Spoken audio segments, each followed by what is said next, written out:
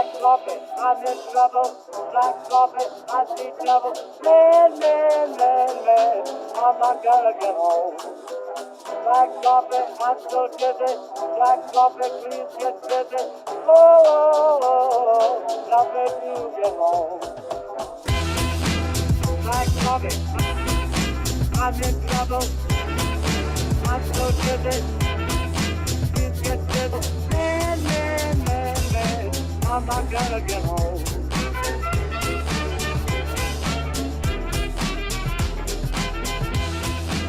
Black coffee, I'm in trouble. I'm so dizzy. Hello and welcome inside Leominster TV Studio A. This is 20 games for 20 years. I'm Todd Robbins. The 2018 season represents the 20th year of Leominster High School athletics being broadcast consistently to a television audience, initially through Cablevision Channel 36, which was transmitted from the Media Center at Leominster High, beginning with the football season in 1999. Channel 36 would eventually join Channel 29 and a host of other numerals in what has since 2001 been known as Leominster Access Television, or today's Leominster TV. Much like I myself have aged since first taking the play-by-play mic as a 14-year-old freshman in 1999, so too has the personnel, technology, and even the branding of our broadcast coverage. From LHS TV 36 to BDSN, the Blue Devil Sports Network, or Blue Devil Sports Night, to LATV's Action Sports, to LHS Football on Leominster TV. No matter what we've called it, our mission has been the same. Serve our community by bringing top quality coverage of Leominster High School athletics into viewers' homes, especially those populations that so desperately want to take part and for one reason or another cannot make it to the game. Perhaps it's to celebrate with the players, parents, coaches, fans, and boosters of the blue and white, so they can relive it all throughout their careers and now for so many in the years that have followed, as their kids, grandkids, and great-grandchildren become part of the tapestry that is this community's historic athletic tradition. They can use this coverage to weave their and our shared history together. Over the next 20 episodes, we will celebrate our 20 seasons of television coverage by breathing new life into the games that live in our archives, beginning as it did 20 years ago with LHS football. As through the magic of digital technology, we bring you 20 games for 20 years. It is in that spirit that we bring you this game from the year 2017, labeled with the brand of our partnership with the K-Zone AM 1280 and 105.3 FM, shot direct to digital by our director and videographer Bradley Bedard, and preserved in our archive, remastered by our archivist Jack Selly. We bring you this game with the original play-by-play call of our current broadcast team of Kate Robbins and myself. 20 games for 20 years presents this matchup from 2017. The Blue Devils against the Tomahawks of Algonquin Regional High School.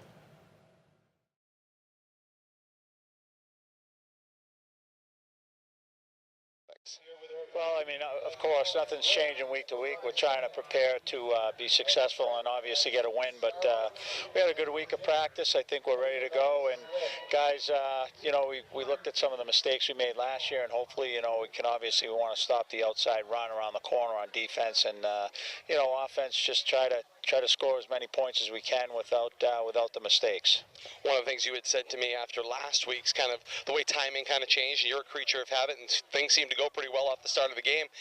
Noticed you stayed in the locker room maybe a little bit later tonight, came out here, maybe staying on that a little bit of that live hitting, and then get right into the football game tonight? Yeah, I think guys liked the way we did that, and kind of got us ready for the ball game. And just, you know, it's winding down the season. We're 0-7, and, you know, I give our guys a lot of credit. It's not easy when you're just, you know, out here and playing with a record like this. Everybody's against you, so to speak. And, you know, I mean, we just keep working hard, and I like to see this for the kids, particularly for the seniors, to get a win tonight. I mean, they haven't tasted victory all year, and, you know, it's one thing that I hope, you know, they can play well enough to get it done, and we can coach well enough to get a victory. Tonight you take on this team in the Tomahawks, as we talked a little bit about in the TV edition of the Coach's Corner, who do a lot of similar running style things to Wachusett and also Shepherd Hill, but they do it from a completely different formation. How much does that change your defensive cues?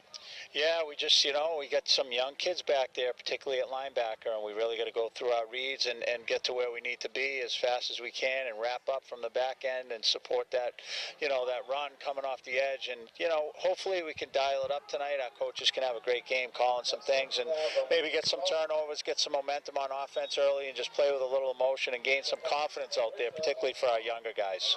Flipping over to the other side of the football, Coach, obviously you mentioned scoring as many points as you can, and obviously the key to that is not just moving the football, which you've been doing over the last few weeks, but striking when the iron's hot, getting in the end zone. You did that a number of times last week against Shepherd Hill. Another opportunity here, perhaps starting and continuing it all the way through the fourth quarter. Yeah, we got to get solid play from our line. I think we started out great on our offensive line last week, and they changed it up on us on defense from the backfield, and they got to pad a little bit, and they slowed us down a little bit. We try to clean some of those things up, and maybe not drop Pat back so much in those 5-step drop backs or 3 steps from the gun, and try to mix it up, roll it out, run some draws, some screens, keep them off guard, and take advantage of our run game. Maybe get Justice Reynolds and Beauchamp Dixon a little bit more involved tonight, because we'll see Couch on defense. So you know what, we're all in now with these younger kids. We're going to give them a chance to shine, and hopefully they can take some of the pressure off of Adam and Connor and even Pat for that matter.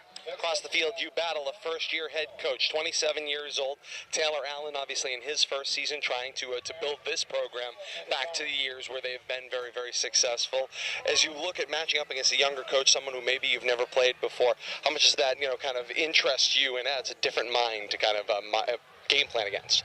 Yeah, well, it's, we saw him on film, and they do what they do. He was here last year, so, we expect some different things, but we just have to recognize, what's going on during the game, and I'm usually ready for anything. It's just a matter of executing. Sometimes some defensive coaches dial up some pretty good things against us, and it takes us a while, and sometimes we never figure it out because we just can't get there. But, yeah, he's obviously doing a nice job. They've had a tough schedule this year. I think I said on the program earlier this week, they've literally lost to the same teams we've lost by pretty much the same amount. So, this is not a shoo-in game. We got to come out here. We got to play football. We got to execute. We got to do all the right things in order to come out here with a victory. Another opportunity to prepare once again against this type of a team and being ready for anything. It means being a high school football coach. Top of the hour, it's Leominster and Algonquin here on the K-Zone. Coach, your key to victory is brought to you by Leominster. I think we got to get some stops on defense and just, execute. We need a few big plays on both sides of the ball, a turnover, a big touchdown pass, something that can get us going, get the emotion going early on. I think if we can get it going early on with some success, hopefully we can ride it out to victory. All right, Coach, best of luck. All right, thanks, Todd.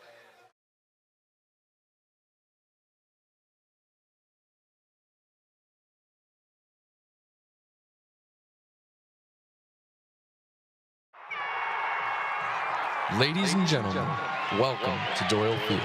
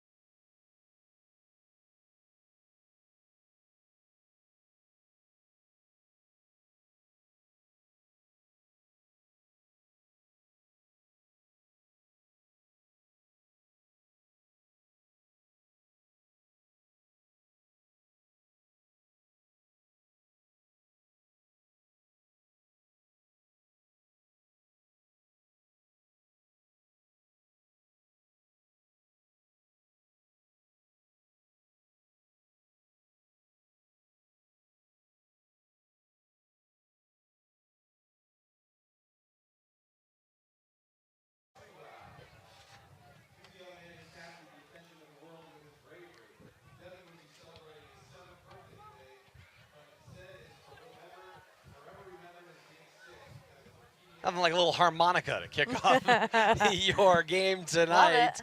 3 minutes to the top of the hour on our DCU countdown to kickoff. Our coin toss brought to you by Woodcombe Insurance. You can call them at 978-840-8700 or find Woodcombe Insurance on the web at woodcombe.com. Leominster won the toss. They deferred their choice to the second half. Algonquin will start with the football, and they'll defend the goal. 2 hours left. That concludes our countdown to kickoff, brought to you by DCU. Remember, 30 minutes to the top of every Leominster game, home and away, and, of course, the classic. You can hear our DCU countdown to kickoff. Time for football. Ball on the tee, 40-yard line at our right. Anthony Larson on the approach. Kick is away. A high line drive down the field, fielded over the head style, then down to the ground by Sam Crane. He's bringing that out. Yeah, he had to recover it in the end zone of his own goal line, slipped it down, put a knee down in the end zone. Yeah. That'll be a touchback, and the ball will come out for the Tomahawks to start. I think all of a sudden he went, whoa, that wasn't a good idea. Problem. And Crane slammed on the brakes before bringing the ball out of the end zone. First down and 10 to go from the 20-yard line, Kate, for the Tomahawks is where they start a kickoff.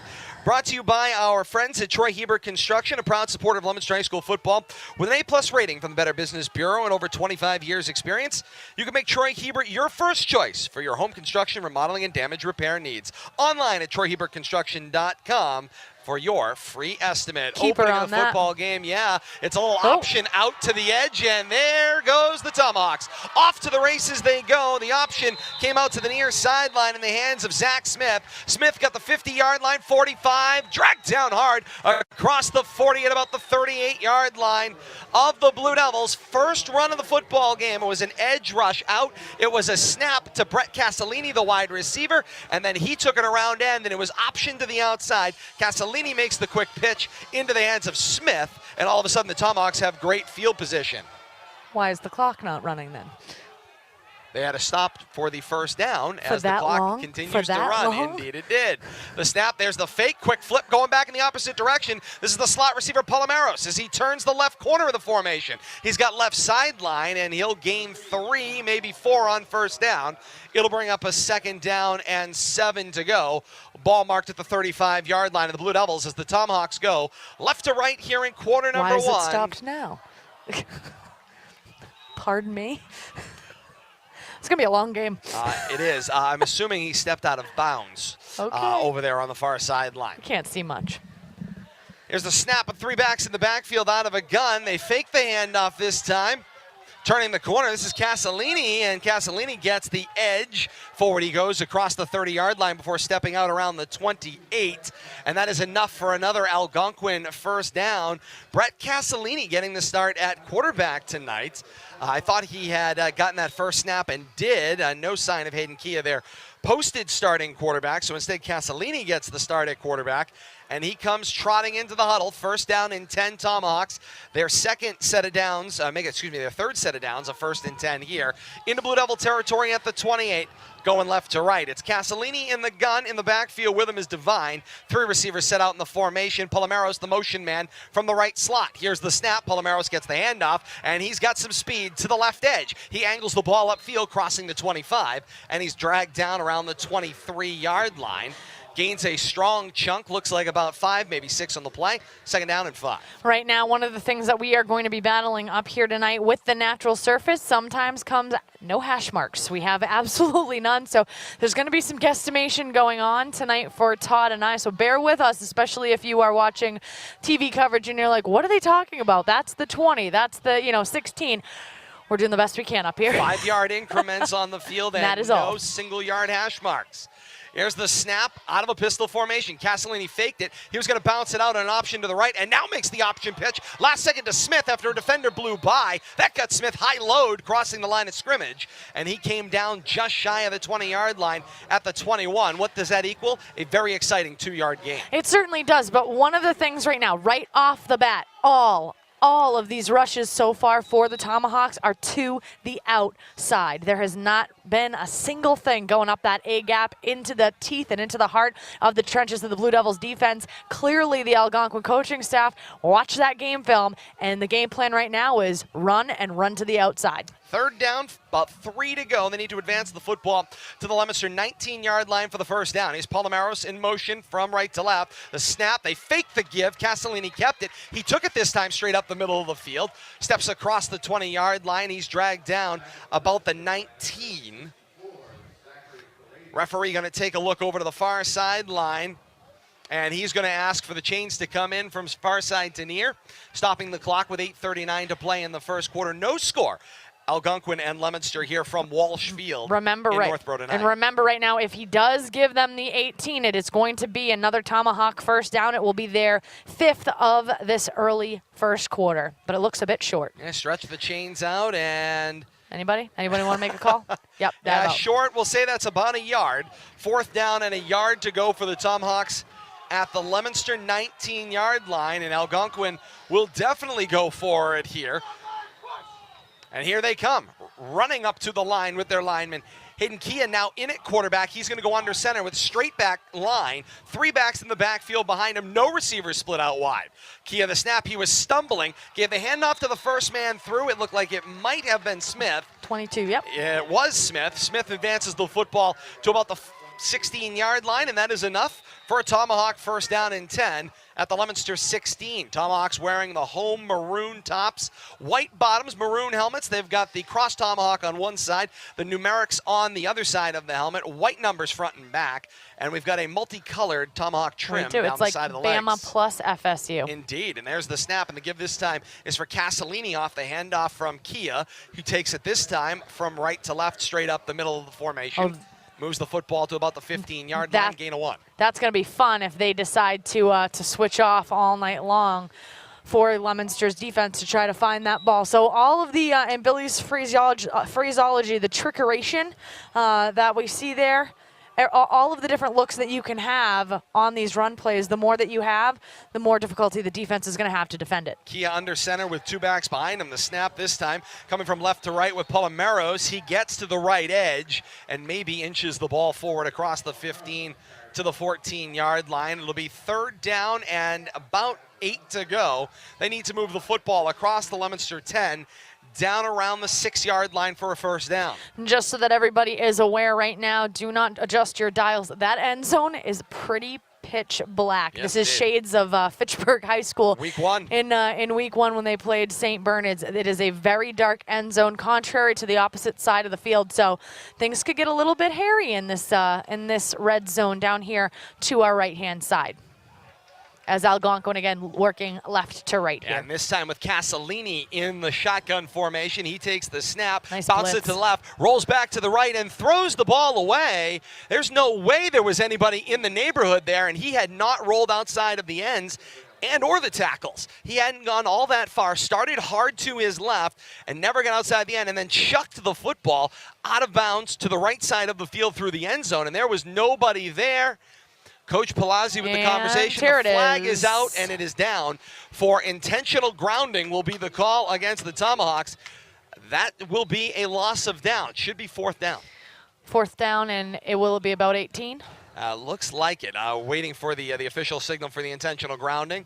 While the Zebras take a walk. The signal. There is the loss of down, and it will bring up 4th down. What about the yardage? Looks like about 8 to go right now is what they're showing on the board. They put the mark down. It'll go back across the original line of scrimmage to the 24, the 19-yard line. Oh, okay, or not. Yeah, that's the 20 there. And now Coach Taylor Allen asks for the timeout over on the far sideline. And the Tomahawks are going to talk things over for 30 seconds, stopping the clock. 6.5 minutes to play here in quarter 1. No score. Leominster and Algonquin from Walsh Field tonight. And Algonquin's been the only team to touch the football. They've controlled it from the opening kickoff. And they have controlled momentum thus far, driving the ball down to the Leominster, about the 15-yard line. And then, of course, they got stuck. 4th down, about 15 to go. And the Tomahawks look like they are poised for the field goal try here. Oh, boy. Marching off the distance, looks like 36, Rory Caffrey. Palomares puts the ball down. Caffrey the kick up. Blocked indeed at the line. Shuffled forward. Dominic Vargas Vasquez was trying to pick the football up, nonetheless marking it down at the 30-yard line of the Blue Devils, and that's where Leominster will set up shop. 1st and 10, their own 30-yard line, going right to left. And Kate, the one thing I have taken notice of is offensive coordinator and running backs coach Roger Mercier is back down on the field with head coach Dave Palazzi. And I just saw the headsets walking out once again. So once again, the Leominster Blue Devils coaching staff are without communications coach to coach. So they are not able to use the headsets once again tonight. And we know that that has been a point of consternation for the coaching staffs in the last few weeks, and they've been struggling with them just about all season long. So technology down, that means let's do this the old-fashioned way. Indeed. Leominster 1st and 10, their own 30 going right to left. Shotgun set. Gallagher, the play action, rolls out to his right and launches downfield, looking for Mike Viola on the go route. Long and incomplete. He was jockeying on his way down the field. Josh Devine was with him, but Viola had beat him by a step and then gave up his route, and the pass fell incomplete. It'll bring up a 2nd down and 10. It will indeed. And right there on that play, Mike Viola was looking for a defensive pass interference on the Tomahawks defense. I actually thought he had a better complaint asking the Zebra, hey, why are you in my way? Indeed. 2nd down and 10 to go from the 30, going right to left. 2-back set. It's Reynolds and Dixon in the backfield. Here's the snap from Gallagher. Handoff this time for Dixon. Takes it from right to left. He's got left edge of the sideline. Midfield before he's angled out of bounds. Pushed away there by Sam Crane around the Tomahawk 48-yard line. Quick first step from Voshan Dixon. Explodes for a Leominster first down. That's going to be a 20-yard game that brings the ball all the way to midfield. And right now, Blue Devils offense rolling. Right now, they already in their first offensive possession, trying to be multi-dimensional with the pass attempt, and now with the run to the outside. So let's see if they can keep things going. Check out the time and temperature coming at the next break in the action. 1st and 10, Leominster from midfield. Shotgun set, 2 backs in the backfield with Gallagher, 3 out wide. Here's the snap. Once again, give it to Dixon. This time closer to an edge rush, maybe just inside the end, stepping across midfield and brought down around the 46-yard line. Call it a gain of 3, 2nd down and 7. I'm going to give him 4 on that one. Hey, it's your eyes versus mine. Usually under you 5 do and a half better. to play in the first quarter. Right now, the Leominster Blue Devil offense, their cadence slow and steady. They're really being very methodical. They're taking their time in the huddle, and I know Coach talked about it. I know especially on the defensive side with the linebackers right now, a lot of young bodies in there, so better to take your time right now, especially regardless of if it's later in the season. You got a lot of people moving around. On 2nd down, Gallagher from the gun. Snap, play action, roll out to his right. Throws, trying to lead Rodriguez downfield. Rodriguez lays out and appeared to make the catch. Back judge down the field says no, that one bounced up off of the natural surface and into the breadbasket of Rodriguez. So the pass ruled incomplete, and it'll bring up a 3rd down and 6, stopping the clock with 5:01 to play. Very difficult. In quarter number 1. Very difficult call for the officials on that one, as Rodriguez is back, as he's completely laid out going toward the Algonquin sideline, toward that far sideline, and that official just, I honestly couldn't necessarily see it. If he did, kudos to him, but not exactly the greatest angle to make that call, but we're even farther away, so who are we? 3rd and 6 from the 46, going right to left. Shotgun set, Gallagher back to pass. All-out blitz coming at him. Flips the screen out complete to the right, complete to Voshan Dixon. Flag down behind the play. Dixon's got right sideline. Dixon crosses the 35-30 before stepping out of bounds around the 29-yard line, but a flag down from the wing official over on the Tomahawk sideline, and this is going to be a hold going against Leominster. That negates a 21-yard pickup and a 1st down for the Blue Devils. Unfortunate play bust there. Going to bring Leominster back to a 10-yard penalty from the spot. So it'll go back past midfield into Leominster territory at about the 47-yard line. And it'll make for a 3rd down, 3rd and about 12 to go. Leominster wearing the road white tops, royal blue bottoms, white helmet, single royal blue stripe up the center of the helmet. Blue numerals front and back. Leominster across the chest for the Blue Devils tonight on the road here at Walsh Field. A little bit of pink splattered in there as well on both sides. October, of course, Breast Cancer Awareness Month. 3rd down and 12, and Coach Palazzi grabs the timeout from the near sideline. He wants to talk things over with the troops. 4:27 to play here in the first quarter. No score. Leominster and Algonquin, a stalemate here from Walsh Field. An opportunity for us to check the time and temperature, brought to you by North End Subaru, proud member of the Colonial Automotive Group, located on Route 13, that's 757 Chase Road in Lunenburg. North End Subaru is proud to be a Subaru President's Club Award winner and a stellar performer dealer. Online at northendsubaru.com.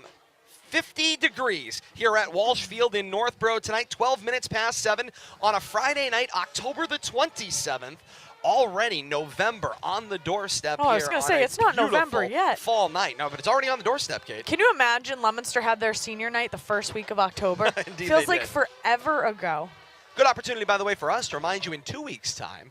2 weeks. We will have a broadcast right around the Veterans Day week, and we'll have our usual salute to service night, where we get a chance to acknowledge our folks that served, and also we wear our patriotic garb Break as out the well. camo. Indeed. So looking forward to that. We'll have more on that in the coming who are we weeks as well. saluting? Salute to service.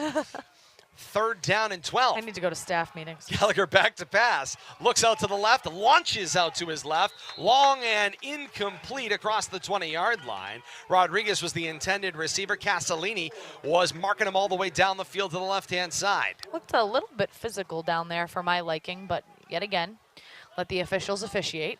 It certainly appears the officials are going to let them play. It's going to be They a are. wide-open style of game, I mean, to say the least. for that intentional grounding, it took a good 18 to 20 seconds for the flag to come out at all. 4th down for the Blue Devils, standing at their own 47-yard line. And they've got Felipe Garcia out to punt. Good snap, flag down at the snap. Garcia puts a foot into it. It wobbles over to the right, takes a high hop around the 22-yard line, and a quick tomahawk bounce back toward the 25 before being touched down there by the Blue Devils. But a flag was out immediately at the snap of the football. Possibilities there either of a formation problem or perhaps the Tomahawks were lined up offside. There's a conversation going on over with Coach Taylor Allen, so we await the signal there. Officials coming across. It's an illegal shift is the signal against Leominster. They'll decline the penalty, take the result of the play, which is Tomahawk football, 1st down and 10, their own 25-yard line, going left to right. 4:10 to play here in quarter one. No score, Leominster and Algonquin for the Tomahawks. Their 2nd touch of the football game. Their first one, a long touch down the field. You can take a second. Relax.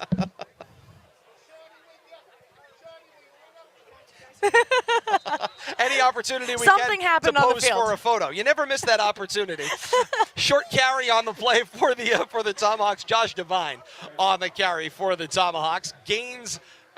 Loses a couple, was met immediately by the defense. So what happens? You're posing for Hey, but pitches, we got free things are hot going on. chocolate out of the deal. And we do appreciate so that. I'm fine. Never complain. We will take a second. we do appreciate She wants that. a picture, we take a picture.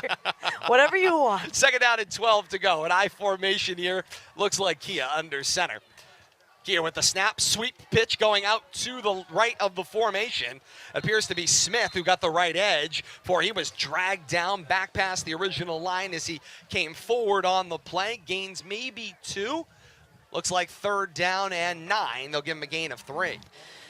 Right now, the Algonquin Tomahawk offense appears to be stalling just a tad, just a little bit right now. And if the Blue Devils defense can contain this Tomahawk offense on this side of the field position certainly going to be favoring the Blue Devils. So they want that ball back, and they want it back now to get on the scoreboard. Indeed they do. I formation. Kia back to pass, slings it out to the left, complete in the backfield for Castellini, who now tries to get some forward momentum going, running straight up field. Works his way toward about the 30, maybe the 35-yard line before being dragged down. These two are driving me crazy, switching back and forth. Unbelievable. And they're one passing to the other, one pitching to the other. I can't going nuts. Coach Palazzi's crisscross applesauce, Crisscross that's what he calls applesauce. it. You got to keep an eye on it out there. It's going to make for a 4th down and about 3, maybe 4 to go. Tomahawks need to advance the football to their own 34-yard line for the 1st down. They appear to still have the offense out on the field. They do. It's a straight back I formation on 4th down and 4 to go. Under center, Kia. Kia scanning the line, couple of hard counts. Blue Devils standing pat, and now Kia will step back and look toward the sideline. Coach Taylor Allen sends in a signal. Now Kia heads back under center, and Coach Allen grabs a timeout. The right side of the line of scrimmage was actually still standing up on the play. That was Fontecchio and Della Penna were still standing up on the right side of the line. That's going to cause a little bit of worry. If you're looking out, you're like, I think I'll take a timeout. I don't think anybody believed they were actually going to run a play there, although over the last few weeks. Hey, if you go to Shepherd Hill, they don't know what a punt is. Everybody is that, you know what on the field. You know what Shepherd Hill reminds me of? Remember that we watched a piece on Real Sports, and there's this coach who coaches at the collegiate level, and he regardless prep school. Pardon me. No, you're he fine. will not punt the ball. He says that essentially all of the statistics prove if you go for it on 4th down every time, statistically speaking, you have a better chance. Great punt off the right foot of Caffrey. Takes a tomahawk bounce across the Leominster 40-35 before being angled out of bounds around the 33-yard line. So Leominster has the ball, 1st down and 10. Their own 33-yard line coming right to left for the next minute and 53 seconds here of quarter number 1. Remember, coming up, by the way, at the conclusion of this one tonight, this is just our first of 2 games. We will join Boston College and Florida State in progress. But here we're on the not K-Zone calling as it. well. We're not calling it. We're not calling it. I would if I could. Teleportation. But that's not my call tonight. John Meta-Perrell and the folks at the Boston Eagles Radio Network will be out for I love that how you one. say Radio Network. Radio Network. 1st down and 10 to go You from have the too much fun. 34. Going I've right to decided. left. No such thing. Here's the snap, and the handoff this time quickly That to didn't Dixon work. and quickly down to the ground. Whatever that most was. definitely did that not.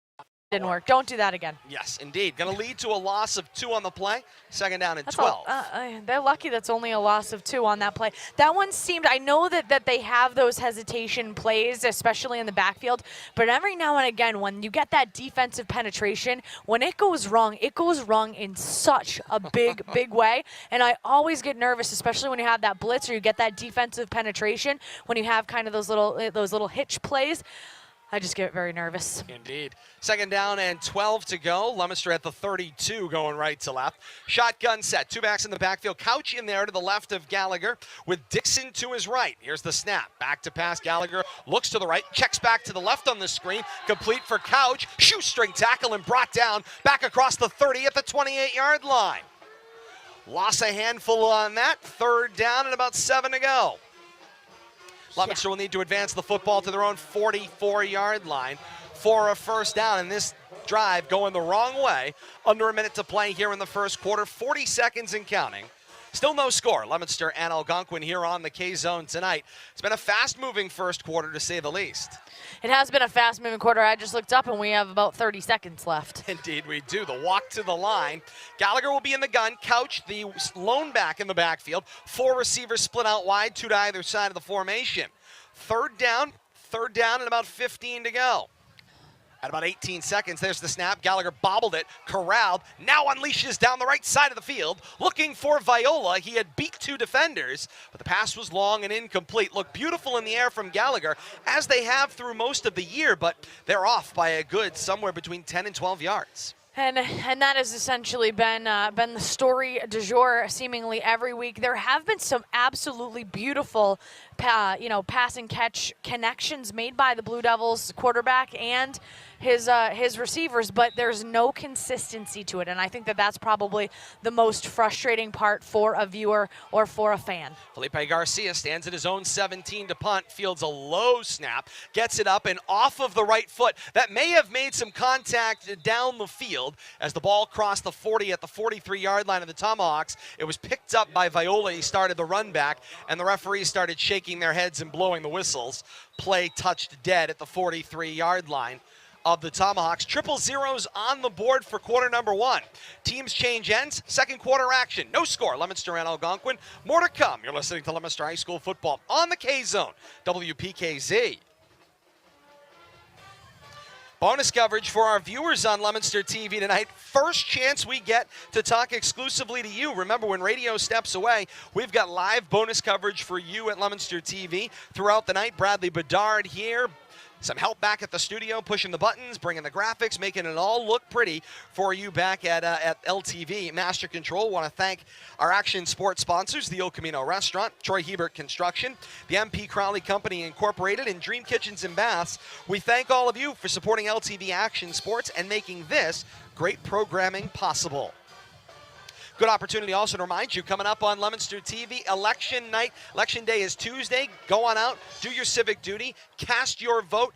Lots of contested elections in the city of Leominster. And Kate and I will have results for you as we do every election day from City Hall with, of course, City Clerk Ann Mahan and more. Should be a lot of fun. Or Lynn Bouchard, excuse me, and Mahan as well will be there. Back to Walsh Field on the K-Zone. Quick play as we start the second quarter action. Tomahawks coming from right to left. Quick shovel along there, complete in the hands of Castellini. And Castellini takes it down the right edge. He's got some room across midfield, 40, and angled out of bounds across the 30-yard line of the Tomahawks. Not the way that you want to start off the quarter if you're the Blue Devils, giving up about a 40-yard play. First and 10, Tomahawks from the Blue Devil 27, going from right to left. Castellini at the quarterback spot. Quick handoff goes up the middle for Devine. I was going to say. Was brought down after a gain, maybe none on the play. They say you tripped up at the line of scrimmage. Second and a short 10. I was going to say, and who, sir, are you?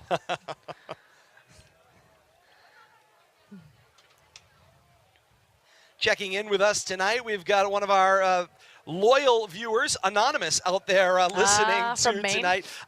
Tonight, listening from northern New Hampshire, watching the LTV coverage and listening to those of us on the K-Zone as well. Wow, via our LTV beautiful partners. Coming in loud and clear, they say on Facebook Live, in northern New Hampshire.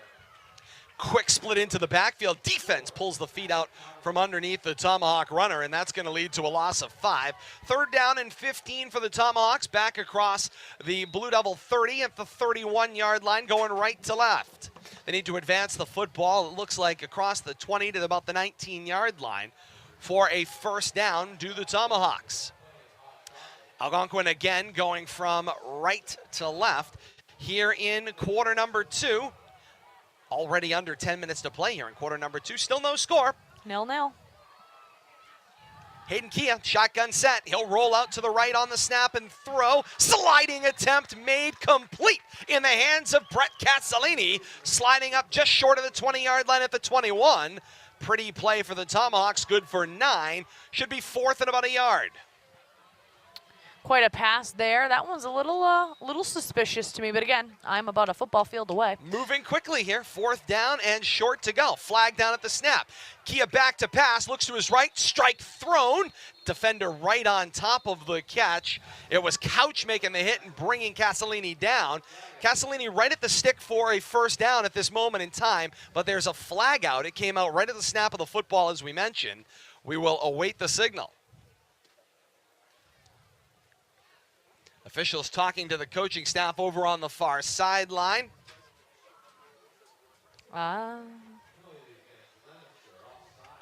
And they say the signal is an offside against Leominster at the snap of the football, so they were offset there.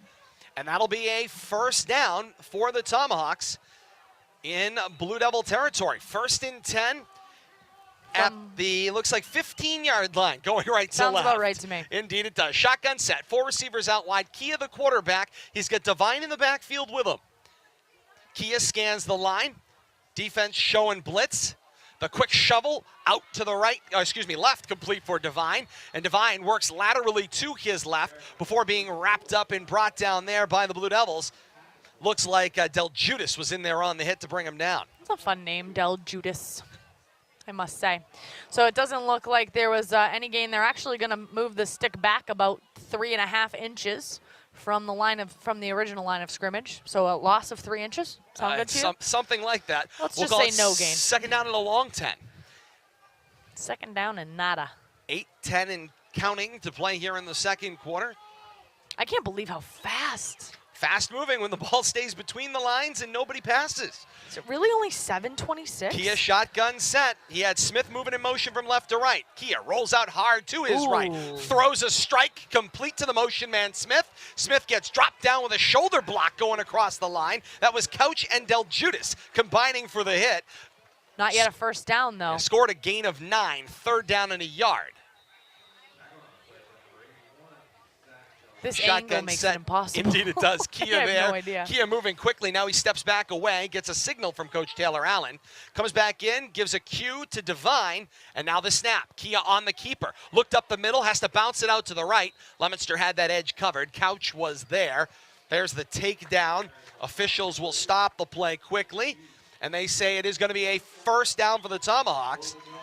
Across the 5-yard line, around the 4. A 1st and goal for the Tomahawks, threatening here for the first time tonight for either side. On 1st and goal, Kia back to pass, looks left corner of the end zone, outside shoulder, one-hand attempt, and Castellini can't bring it in. The pass will fall incomplete. Castellini had beat a defender to the left corner and reached out with the one hand, had a hand on it, couldn't secure it all the way down and through the ground. Pass incomplete, 2nd and goal from the 2. That was a pretty attempt. Can't see a thing. Stand in the hole, lean out the window. I feel like I'm listening to the radio to you. Well, I've got it's just not possible. There are bugs. Just get over it. They're buggies. If there are deal. spiders, I'm going to run screaming. All right, well, then I'll do the play-by-play. No, not that the listeners and the viewers are ecstatic. Here under center with 3 backs in the backfield. Gave it to the second man through the hole. This time it was Smith. Smith pierces that hole. Forward he goes to about the 2-yard line. It'll be 3rd and goal from about the 2. See, I thought that was like the 1. So, you know. Well, seeing we're standing, off angle, down around the 45-yard line, opposite end of the field at this but at least there's light down in that end zone. There is. Plenty of lighting down at Walsh Field, down that left side. It's nice, though. I feel it's it's classic. It is a classic football field. This is what football should look like. Well, you can't see? That's The snap, Kia keeps it. He falls through the hole, across the goal line, and he's in. Tomahawks are on the board. 6.5 minutes to play here in the 2nd quarter. It's 6-zip Algonquin. Well, Leominster yet again giving up the first blood to the opponent this week. It's cardboard cutout night for senior night here at Walsh Field, and the cardboard cutouts are up and getting waved through. I want one of those big heads. Kia with the snap, quickly out of this odd formation going for 2. He rolls out to the right, throws a quick strike, passes complete for Palomeros, and the 2-point conversion is good. Tomahawks coming back up the field. 6.5 minutes to play in the 2nd quarter. It's 8-0 Algonquin and more to come. You're listening to Leominster High School football on the K-Zone, WPKZ. Bonus coverage for our viewers over on Leominster TV. And have I mentioned how much I hate that offset point after formation where you send the entire line set up to the farthest opposite side of the field and you have the center over the ball and then the quarterback back and you snap it and they roll out with somebody that suddenly appears out of nowhere and throws a strike? That's how that 2-point conversion developed. They wouldn't do it if it didn't work. Man, do I hate that play. Why it is by far the worst. Why? It just seems cheesy. If you can't explain it, then you can't complain. But you know what the bottom line is? Do it in a game that matters. Radio coming back right now. Bonus coverage over on Leominster TV. And we continue. And if you missed it, you didn't That's miss much. right. No, come Todd on. going on a soliloquy about how much 2-point conversions and offset lines. Remember, anytime radio steps away, Leominster TV's got bonus coverage for you. Of course, also available on replays throughout the week and weekend on Comcast, Verizon, and Facebook Live. Here's the kickoff straight up the middle of the field. Rodriguez will field the ground ball around the 30, making the 25-yard line, full head of steam, up to the 30 and dragged down across the 35 at the 36-yard line. And that's where Leominster will have the football. 1st and 10, make it their own 37, going left to right here in the 2nd quarter, and now chasing 8-0 Algonquin, 6:22 to play here in the 2nd quarter. We'll have our hard-working player spotlight coming up at our next break in the action. Who scored that touchdown? Kia, the quarterback, kept it himself. Fab. 1st down and 10 to go. Which one? Shotgun set, 2 backs in the backfield, 3 receivers out in the formation. and Gallagher's going to ask for the football on first down. Fake the handoff, a little misdirection, handoff for Reynolds. Reynolds finds some room up the center of the formation to midfield before being brought down at the 49. Not a bad gain there for Leominster. Really is going to be about being slow and steady. They're going to need to start with just getting first downs. So good start there. Then they're going to need to get in that red zone, and they're going to have to be able to produce, because we know that the Blue Devils defense is not going to be able to hold the score at nothing or to only 8 points. There's going to have to be offensive production, and then you're going to be able to have to rely on and be able to lean on that defense when necessary. 1st and 10 at midfield. 3-back set. 3 receivers out in the formation. The snap and the give for Couch. Couch spinning as soon as he gets the handoff. Spins across the 45. One more for good measure before being brought down at the 43-yard line. Goes for a gain of about 8 on the play. 2nd down and 2 to go. Leominster needs the Tomahawk 41 for a first down. I think that you are dealing with the lack of hash marks and the natural surface very, very well. It's actually the best thing that could ever happen to a play-by-play announcer. Nobody can tell me I'm wrong. You can't tell. We're all estimating together. You're well aware. Everybody can tell you that you're wrong, and it starts with me. As it does usually. 2nd down and 2 to go. Here's the snap. The give nice to hole. Couch. Couch found a hole off the right, ran into a defender, bounced off of him, battled across the 30 before being brought down at the 26-yard line. It's a nice pickup there for the Blue Devils, a pickup of about 17 yards on that play, and it becomes yet another first down for the Blue Devils offense, matriculating themselves all the way down that field. Under 5 to play here in the second quarter. 8-0 the Algonquin lead right now. 1st and 10 for Leominster, moving left to right. 26-yard line of the Tomahawk. Shotgun set. 2 backs in the backfield. It's Dixon and Reynolds. 3 receivers across the formation. Elias in one-on-one coverage to the right. Misdirection off the snap. The give was for Reynolds, 2nd man to the hole. Forward he goes across the 20 and brought down around the 16-yard line. In the general neighborhood of a Leominster first down. Officials looking out toward the far sideline. I've got somebody defending me on your text messages. Anonymous. Right. Say yes, dear. Those are the 2 words you need to learn. He also says we should have a show. Oh, gosh. We may not get along. Kelly, no. Kelly and Ryan have nothing on us. Oh, that's true. They have nothing on us. So we're going to go for yet another measurement on this one. They stretch out the This one's chains gonna be this real time. close. Official is down on his First hands down. and knees, and he says, He's fun. that's a Leominster first I down. don't know him, but he's not one of the he's usual fun. crew that we see here in Midwatch A. He's but, no Bob Bonsi. No, he's no Bob Bonsi, no Bill Goslin, but he's doing what he can. I think he used to be, I'm almost certain he used to be an umpire on one of the other crews, and he's moved to the white hat position as a crew chief That's here. tremendous. He He probably fun. also has a name, but unfortunately, I don't have it. All right, well, these 4:22 things to happen. play in the second quarter. Unlike the MIAA, who had Emily Nash's name and didn't use it. But I digress. There's the snap and Bounce the to give. the outside. It's Reynolds. Reynolds with some room. Sheds the Tighter. defender to the end zone. It's a Leominster touchdown. Hey. Little right to left movement at the line. Reynolds hits the hole on the left side and finds some room to pay dirt.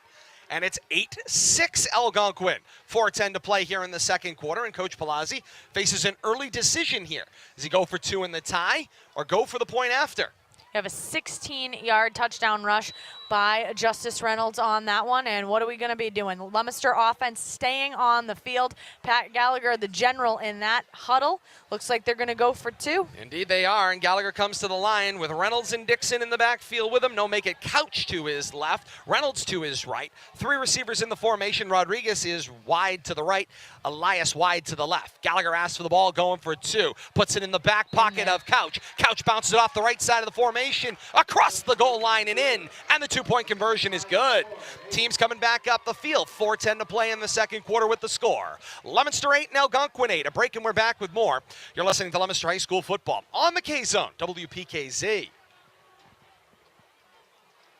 Bonus coverage for our viewers on Leominster TV. Got hurried there a little bit during our last moment of bonus coverage as Leominster draws themselves even in this football game. Remember, election night coverage begins when the polls closes. So excited. With Kate and I. So excited. 8 o'clock on Leominster's government channel, LTV's government channel. Looking forward to that. Always fun. Horse race reporting. We are ubiquitous. Sometimes we can be, but we're really excited and looking forward to that on Leominster TV as well.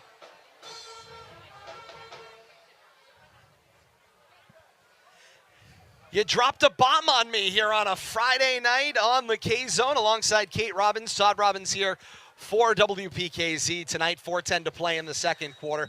8-8 our score, Leominster and Algonquin. Remember, coming up after this one, Boston College and Florida State here on the K-Zone. We'll join them in progress. Line drive, Anthony Larson's ball will skip toward the sideline, will drop dead around the 21-yard line. It will be fielded on the run, returned to about the 30, maybe the 31-yard line. Quick decision there. Zach Smith made the last-second decision to pick it up and play it. That was a little bit nerve-wracking because one of his teammates that was directly in front of him, that ball essentially went through his teammate, and so it's a little bit hairy there to pick that up, but he does have a 10-yard return on the play to the Tomahawk 31. Hope you have an answer to our hardworking player spotlight. It's coming up in a moment after this play. Shotgun set. Castellini, the quarterback here, with three backs with him. Fake the handoff to the first, give it to the second back. Bouncing it to the outside, look like Smith. Smith got the right edge, forward across the 35. Brought down around the 37-yard line, goes for a gain of 4. No, the wing official stepping back to the 35. Gain of 5, second down and 5. Our hardworking player spotlight is brought to you by Workers Credit Union, the home of the $3 million Give Back program. The more you bank, the more you get back. Check them out on the web at WCU.com. Workers Credit Union, doing what's right for you. Kate, you got our hardworking player spotlight brought to you by Workers Credit Union after this play. Castellini's got a motion man. Fake the handoff, now makes it around the back, and it's got right edge and the right sideline. Down the stretch it comes at Zach Smith. Adam Couch in pursuit. Couch wraps him around the waist and brings him down around the 10-yard line. Way to get back in the play for Adam Couch, who got straight beat. Smith made that little pickup on the handoff from Castellini. It was a little backdoor handoff and then got the edge, and we know, we've seen it over the last few weeks, that edge is vulnerable for Leominster, and Smith capitalized on it. So that's a 53-yard pickup for the Tomahawks, and unfortunately, my choice was going to be the Leominster defense for containing the outside rush. Whoops. So our hardworking player spotlight for the first quarter, Kate says, was the Leominster defense. Now 3:35 to play here in the second quarter. Whoops-a-daisy. That hardworking player spotlight brought to you by Workers Credit Union. Now I can't even think it. It's all right. It happens. Under 3.5 to play here in the second. Castellini faked the handoff, kept it himself, slithered his way through the A gap, down around the 5-yard line. The play had snapped from about the 8. And it'll be second down and goal to go from the Blue Devil 5 as the Tomahawk march continues from right to left. 3:05 to play here in the second quarter. It's going to be a 5-yard gain on the play. Second down and 5 here, deep into Blue Devil territory. You said ball around the 5? Yeah, around the 5-yard line, indeed. You can see that into the field. Second and goal from the 5. 3-back set. Todd always gets the best spot. Kia sends Castellini in motion. He shuffles down the line to the left. He'll set up as a blocker. Here's the snap. The handoff goes to Palomaros. Palomaros in a foot race to the left edge. He's going laterally and down back across the 5 at the 6-yard line. Loss of 1. Third and goal from the 6. And that's exactly what I was hoping to be able to talk about that Blue Devils defense. Those outside rushes, they take a really long time to develop, and you have to, think about the amount of extra running that you have to do in order to gain yardage on those outside rushes. If we get deep into the third and fourth quarter, and this continues to be the game plan for the Tomahawks, those outside rushes, physically, that's going to take quite a bit out of them. But right now, it's extraordinarily effective. I was pleased with the Blue Devils in that first quarter because they were able to seemingly contain some of that without having those big breakout plays. But now just giving up that 53-yard rush on the outside to bring the Tomahawks deep into Blue Devil territory. We're going to have to see if the Blue Devils defense can bend and not break when the Tomahawks get into their red zone. Coach Taylor Allen kept his quarterback Kia over on the far sideline for an extended period of time. And now he asks for a timeout. He wanted to have as much thinking and debate time among his coaching staff as he possibly could. So they take the timeout with 1:54 to play in the second quarter. 8-8 the score, and the Tomahawks knocking on the door. They got a third and goal from the Leominster 6-yard line. Of course, it is the Friday night before Halloween, heading into the pre-Halloween weekend. Just had a couple of the best-dressed costumers in the crowd. I saw a giraffe. The little giraffe was adorable, and then also a tiger up here as well. Can never miss an opportunity for the cute costumes. I'm a big fan of the cute costumes. I don't do much. Freddy Krueger doesn't do anything for me. Quite frankly, he scares me. Today at work at Assabet Valley Tech, our preschoolers got to go trick-or-treating around the building, and literally their parents, most of their parents, the parents of the preschoolers, are teachers in the building, and to see the parents just crying, just tears of sheer exuberance and happiness to see their kids, absolutely precious. They are adorable. You can't help but smile. 3rd and goal from the 6. Out of the timeout, Kia in the gun. Leominster coaching staff thought they had saw something, and they were right. Pass was swung out to the right in the hands of Palomaros. Palomaros tripped up, but he's across the goal line. It's a tomahawk touchdown. 1:48 to play in the second quarter, and Algonquin regains the lead. And that's what you really cannot have happen if you're the Blue Devils. You give up that big play, and then the playbook starts getting thicker and thicker and thicker. And Algonquin. Here's that odd set again. The snap direct to Kia. Kia takes it forward across the goal line and in, and the 2-point conversion is good once again. Team's coming back up the field. 1:48 to play in the second quarter with the score. Algonquin 16 and Leominster 8. There'll be no conventional point afters. A break, and we're back with more. You're listening to Leominster High School football on the K-Zone, WPKZ. Bonus coverage for our viewers on Leominster TV. If you aren't hating that formation yet, what we have figured out is Leominster's not able to stop it. And imagine you've swung your entire line as far to the left of the formation as you possibly can, leaving only the quarterback, a center, and a running back somewhere in the backfield. That was a direct snap to Kia at the quarterback spot. Not exactly the most fleet of foot of the quarterbacks they have played, but he took it straight forward to the goal line. Very, very impressive, and good for another 2-point conversion.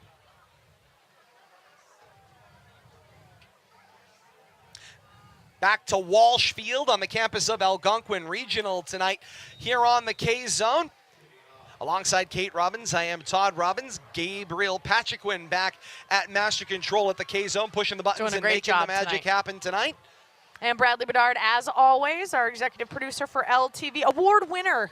Indeed he is. I'm always surrounded by award winners. Palomaros, the kickoff specialist, sends the ball on a low line drive straight up the middle of the field. It's played by Reynolds. Reynolds gets some room, comes across the 20-25, and then awkwardly spun down and seemed to land very awkwardly around the shoulders, head, neck, somewhere in that neighborhood as he got brought down, but is up and walking off on his own power, so looked worse apparently than it actually was, and it'll be Leominster football. 1st and 10 at the 25, coming left to right with 1:40 to play in the second quarter. Chasing 8 again. It's 16-8 here at Walsh Field. Literally, you just said exactly what I was going to say. I was going to tell you where the drive was starting, how much time was left on the clock. Analysis. You don't need anybody. Paralysis by analysis. 1st down and 10 to go. Coming in too. Shotgun set, 2 backs in the backfield. Fake the handoff to one, give it to the other. It's Dixon coming from right to left. Dixon races to the edge, bounces off the first hit by the defense at around the 34-yard line before being spun down at the 35. Good for an extra yard. And Coach Palazzi grabs a 30-second timeout, stopping the clock with 1:31 to play in quarter 2, 16-8. Algonquin's lead. Leominster would like to tie things up before the break at the half. Remember, coming up at the half, we will relive it all. Kate's got a stat recap for you at the half. Plus, we will take a look at scores from around the region tonight. A lot of great action out there tonight. We preview second half action and more. All that coming up at the half here from Walsh Field on the K-Zone. I need more people to update scores. That is kind of how this goes. Come on, people. Twitter, Mike score stream. LeClair's out there tonight. We'll get an Assabet Monty Tech update coming up, along with others. We're looking into that Neshoba-Shrewsbury matchup. We'll hopefully be able to find a report out on Twitter on tonight. So all that coming up. I'm not biased for my Aztecs, huh? Love my Aztecs. That's why we don't pick the schools that we work for. Those plumbers can play. On 1st and 10, the roll out to the right, pass thrown complete from Gallagher into the hand of Rodriguez, and Rodriguez gets double teamed to the ground. He's hurting a little bit. Football came out, but it was at the end of the play, and now Rodriguez getting a little bit of a chewing by Coach Palazzi on his way back to the huddle. So not only did he take a hard lick, Coach Palazzi had to read him the riot act, as I don't think that play ran exactly the way it was designed. Yeah, you know. Another 30-second timeout asked for by Coach Dave Palazzi to get things straight with his offense. I think you're going to see Coach Palazzi taking quite a few timeouts because this game remains very close. As you know, as obvious as it sounds, these two teams fairly evenly matched tonight. Blue Devils trying to gain some momentum, and as Coach said, a lot of young faces out there for the Blue Devils, so wanted to make sure his message received clearly. 2nd down and 2 to go. 4 receivers in this formation as Leominster goes left to right. Gallagher in the gun, little counter motion from Couch at the snap. He got the handoff and found some room. Straight up the A gap, crossed the 45, brought down around the 47, and that is a 1st down for the Blue Devils, who come quickly back to the line. No huddle here. Clock stopped as they reset the sticks. Now starts on the ready for play. 1:10 to play here in the 2nd quarter. Gallagher the snap. Back to pass on 1st down. Looks to the right and throws. Pass complete to Mike Viola. Cross midfield and out of bounds at the 41-yard line of the Tomahawks. It's another Leominster 1st down. Clock stopped on the play going out of bounds. Gain of 12 for Viola on the play, and again, yet another 1st down. I liked the no huddle. I like if it works and you can keep that up-tempo cadence going. Shades of what we saw. I was so impressed last week with Shepherd Hill's offense and just how quickly they were able to make those plays and how just the communication was seamless on that side of the ball. Really, really impressed. Them at St. John's running that no huddle, quick pace. Love to see that. 1st and 10, shotgun set. Gallagher with Couch in the backfield. First a pump fake, now looks down the left sideline on the double move. Viola had to give up his route and it became a straight jump ball with him and Smith. And the pass was tipped and it fell incomplete. Both players got a hand on it, but eventually went down to the natural surface incomplete. Stops the clock with 59 seconds to play in the 1st half. 16-8 is the Algonquin lead, and Leominster looking to tie things up before the half. I was going to say, and if we told you once, we told you 1,000 times, these officials are going to let these two teams play. No reason not to. 2nd down and 10 to go. Ball will be snapped from the Tomahawk 41 at right hash. Shotgun set, Couch in the backfield. 4 receivers, 2 in either direction. Gallagher asks for the football. Set, looks, throws. A bullet complete into the hands of Mike Viola, who spun out of bounds around the 33-yard line. That'll go for a gain of about 7, maybe 8. Call it 3rd down and 2 to go. It is 8. Well done, sir. Your math, your addition, you're getting so good. Put me back on a field with hash marks. I'll be a mess. Oh, yeah, you will. Todd, that's not right. I know. Tell me about it. I feel like sometimes you need that clean slate so that you can just see everything clearly. Sometimes you need a lack of hash marks, quite frankly. No, I like shotgun hash set. Couch in the backfield, and Coach Taylor Allen grabs the timeout, a full timeout for the Tomahawks. 54 seconds What do you want to talk about? Before the half. Well, it's just me and you. It is just I'm sure us. our viewers and listeners are lamenting the fact that it's just me Bill and you. Thomas is, of course, still out on the injured reserve for broadcasters. We miss him badly. We miss him in places like here and Shepherd Hill even more than we regularly miss him, because neither of our brains work in the same fashion that his does. That with carpentry sense. We are useless. Yeah, we don't exactly have that carpentry sense. We are useless. I did manage to figure out how to get the windows out of the broadcast. You're not getting them back in, though. Well, we'll see. We'll you're find not. out. Spatial relations, Todd, I do packing. I don't do unpacking. Everybody will be able to attest to this. All of a sudden, Todd's taking windows out. My back is turned. I have no idea how he did it, and he's going to expect me to be able to put them back in at the end of the game. No. I'm gonna consult my brain. With whom my are you brain, consulting? I'm going to consult. It's going to go right back That's in. a lost cause if I've ever. Perfect. It's going to go right back the way it was. We'll be here designed. until 1 a.m. Somebody come and bring me a tea. I was working on a little pregame, kind of trying to improve the sound into the Facebook Live.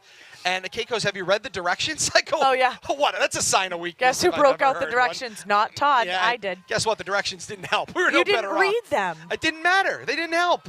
3rd down and 2 to go. Shotgun set. Gallagher the snap. Nice keep. Faked the handoff. Kept it himself. Working laterally to the left. Dances across the 30-yard line to the 29, and Coach Palazzi will grab the timeout. I told you, first they're down. going to take every timeout that they possibly can. So on that 3rd and 2, Leominster does pick up the 1st down.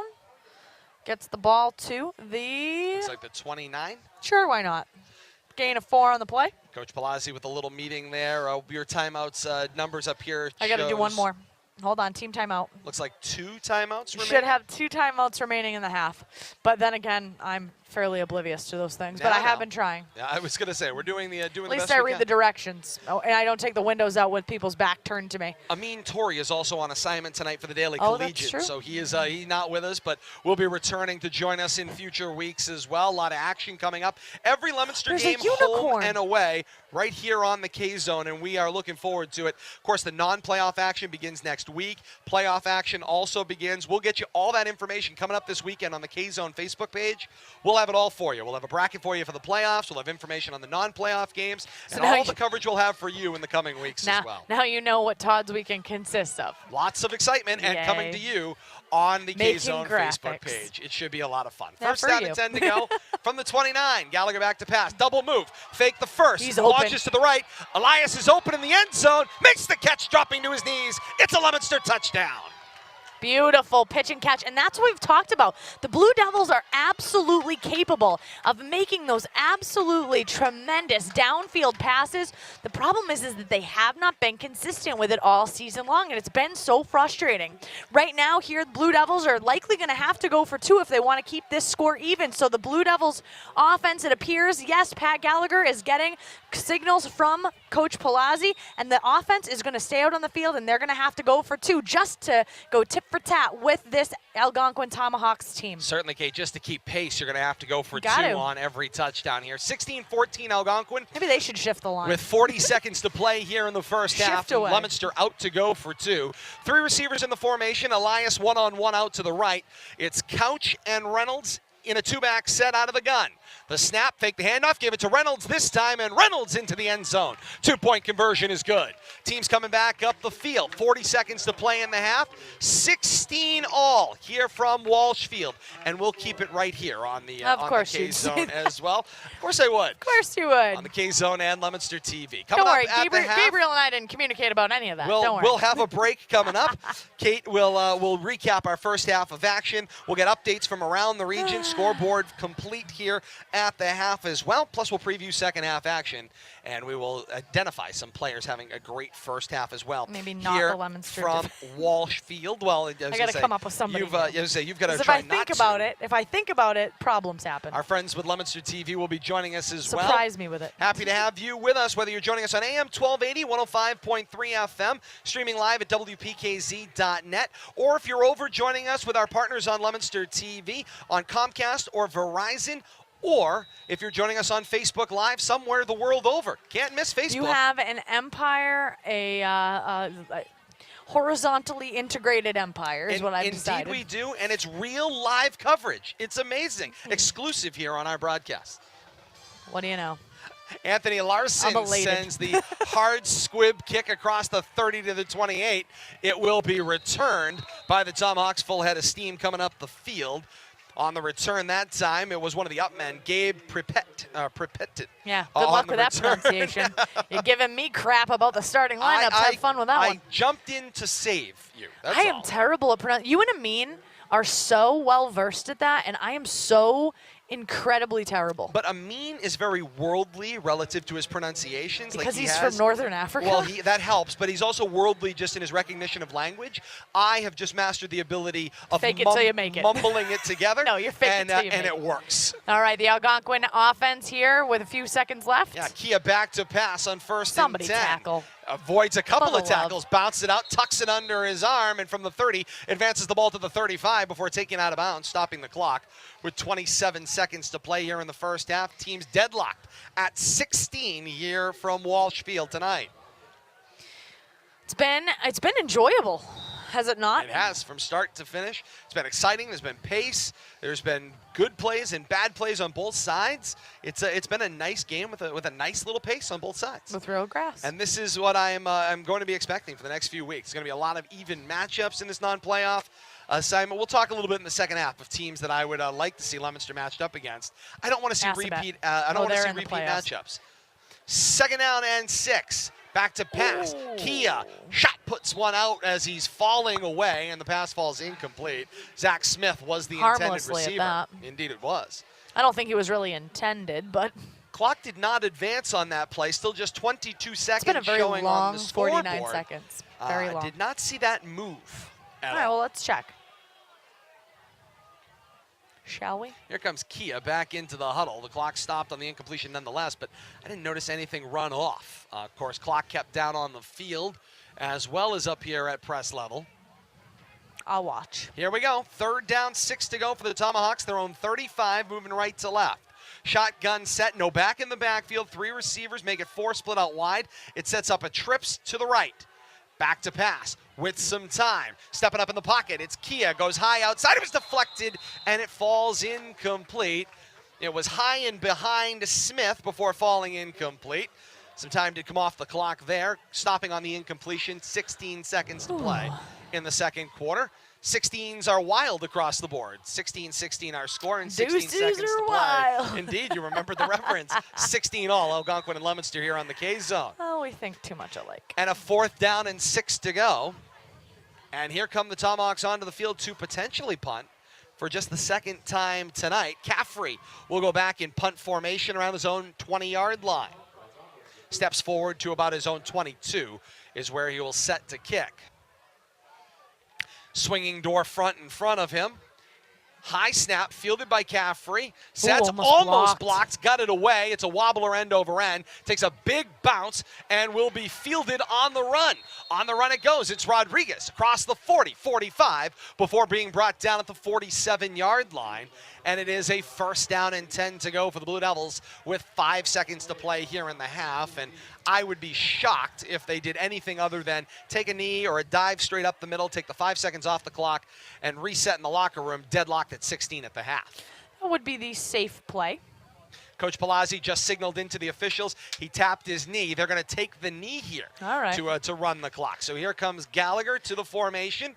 Referees staying very close in the middle of the pack. I don't think anything extracurricular will happen. Gallagher goes very under nice center, job. snapped it, kneeled it down. Everybody just stood up. A lot of applause on both sidelines. Both teams have to be happy. 0-0s on the board. First half of play in the books from Walsh Field with the score. Leominster 16 and Algonquin 16.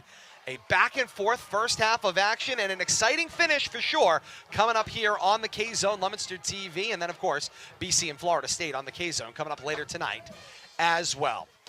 Halftime score, 16-16 Algonquin and Leominster. We break and we're back with more. You're listening to Leominster High School football on the K-Zone, WPKZ.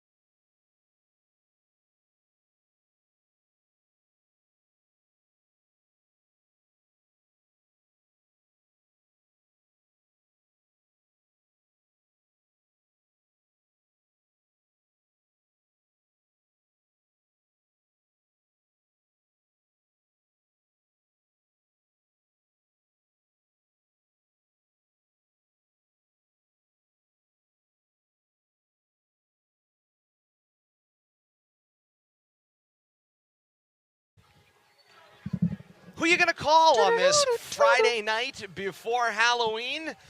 It's not Ghostbusters. It is. It's Kate and Todd, and Nope. it's the K-Zone. It's still our Ghostbusters. halftime show here from Who you gonna Walshfield. call? 16-16. Our score, Leominster and Algonquin at We the need half. to watch that now. Our halftime show that'll be on the movies. is brought to Sorry. you by Hometown Bank. We say that's my bank because we feel like our bank is looking out for us. Hometown Bank wants you to call them your bank. Hometown Bank knows what it takes to earn your trust. They don't answer to Wall Street. They answer to you. Visit hometowncoop.com to learn more. Hometown Bank, Sac Boulevard, Leominster, and 7 other area locations. Our Hometown Bank halftime show.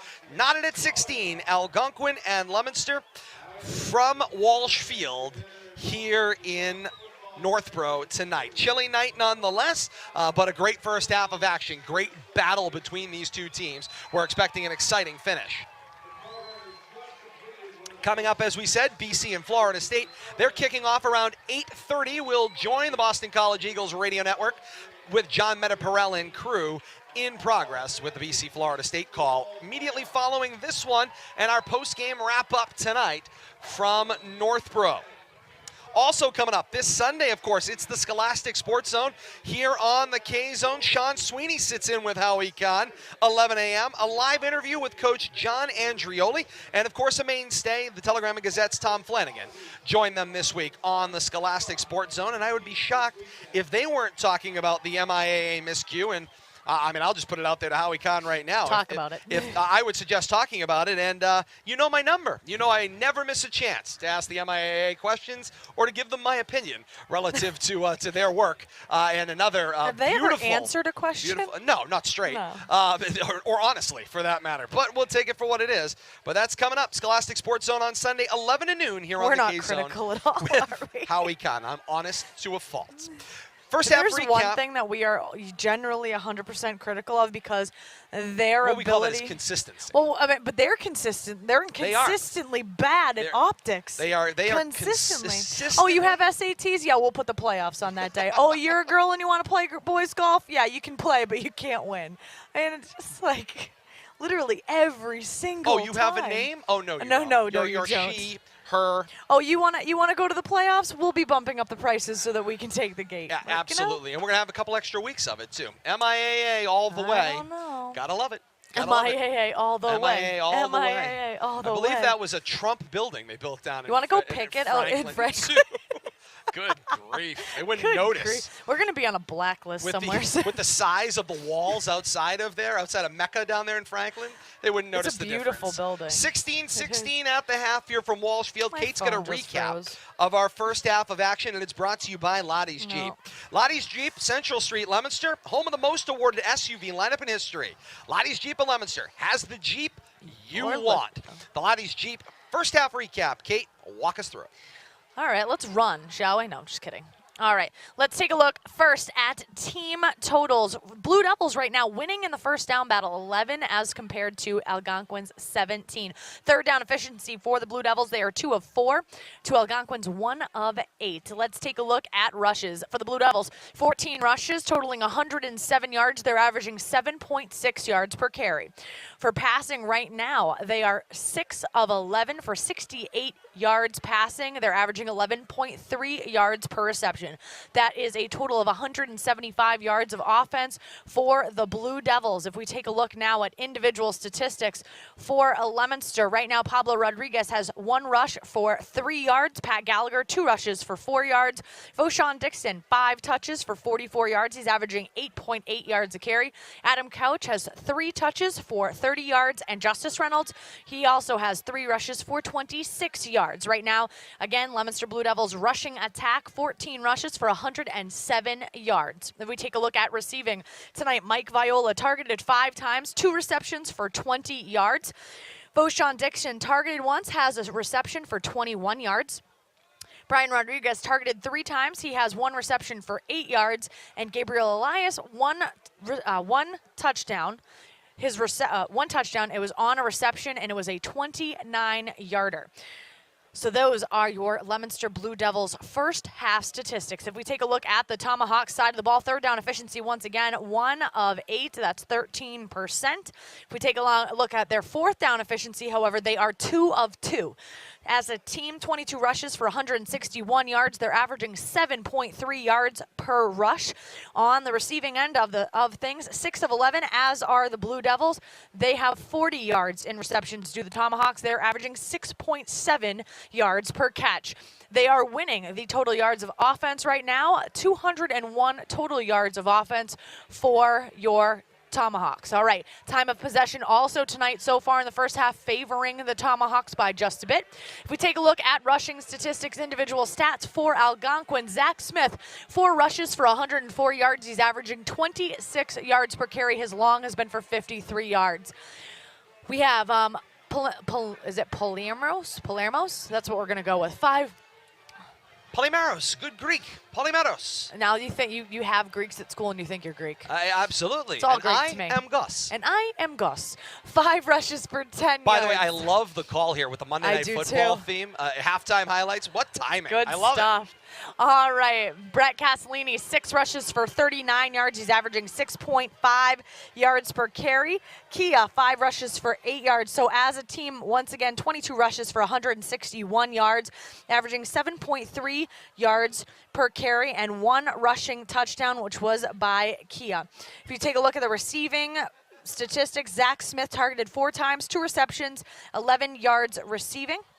Polymeros, he's been targeted 2 times, 1 reception for 6 yards and a touchdown.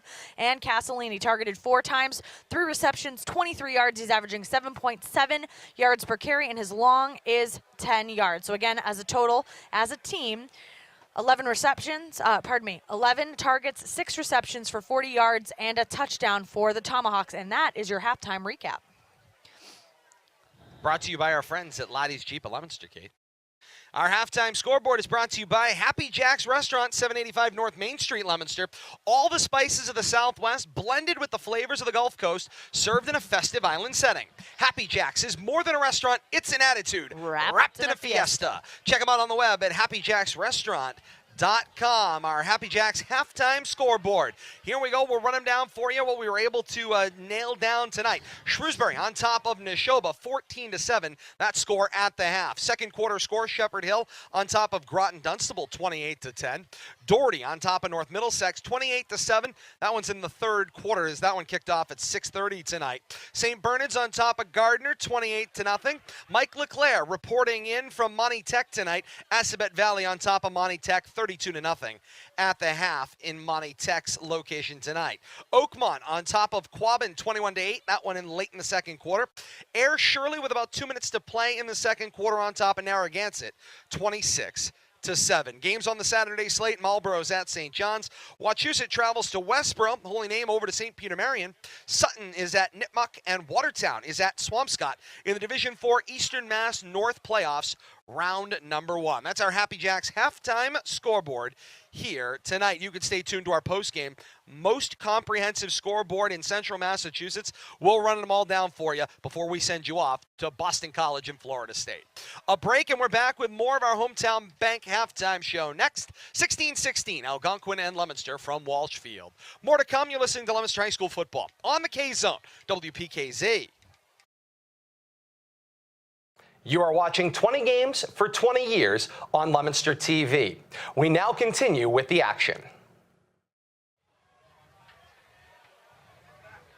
Third quarter about to begin as we start you up for our second quarter action. Second half action, 16-16, Algonquin and Leominster as we get set to start the third quarter here from Walsh Field. Left to right goes the line drive, kick into the night.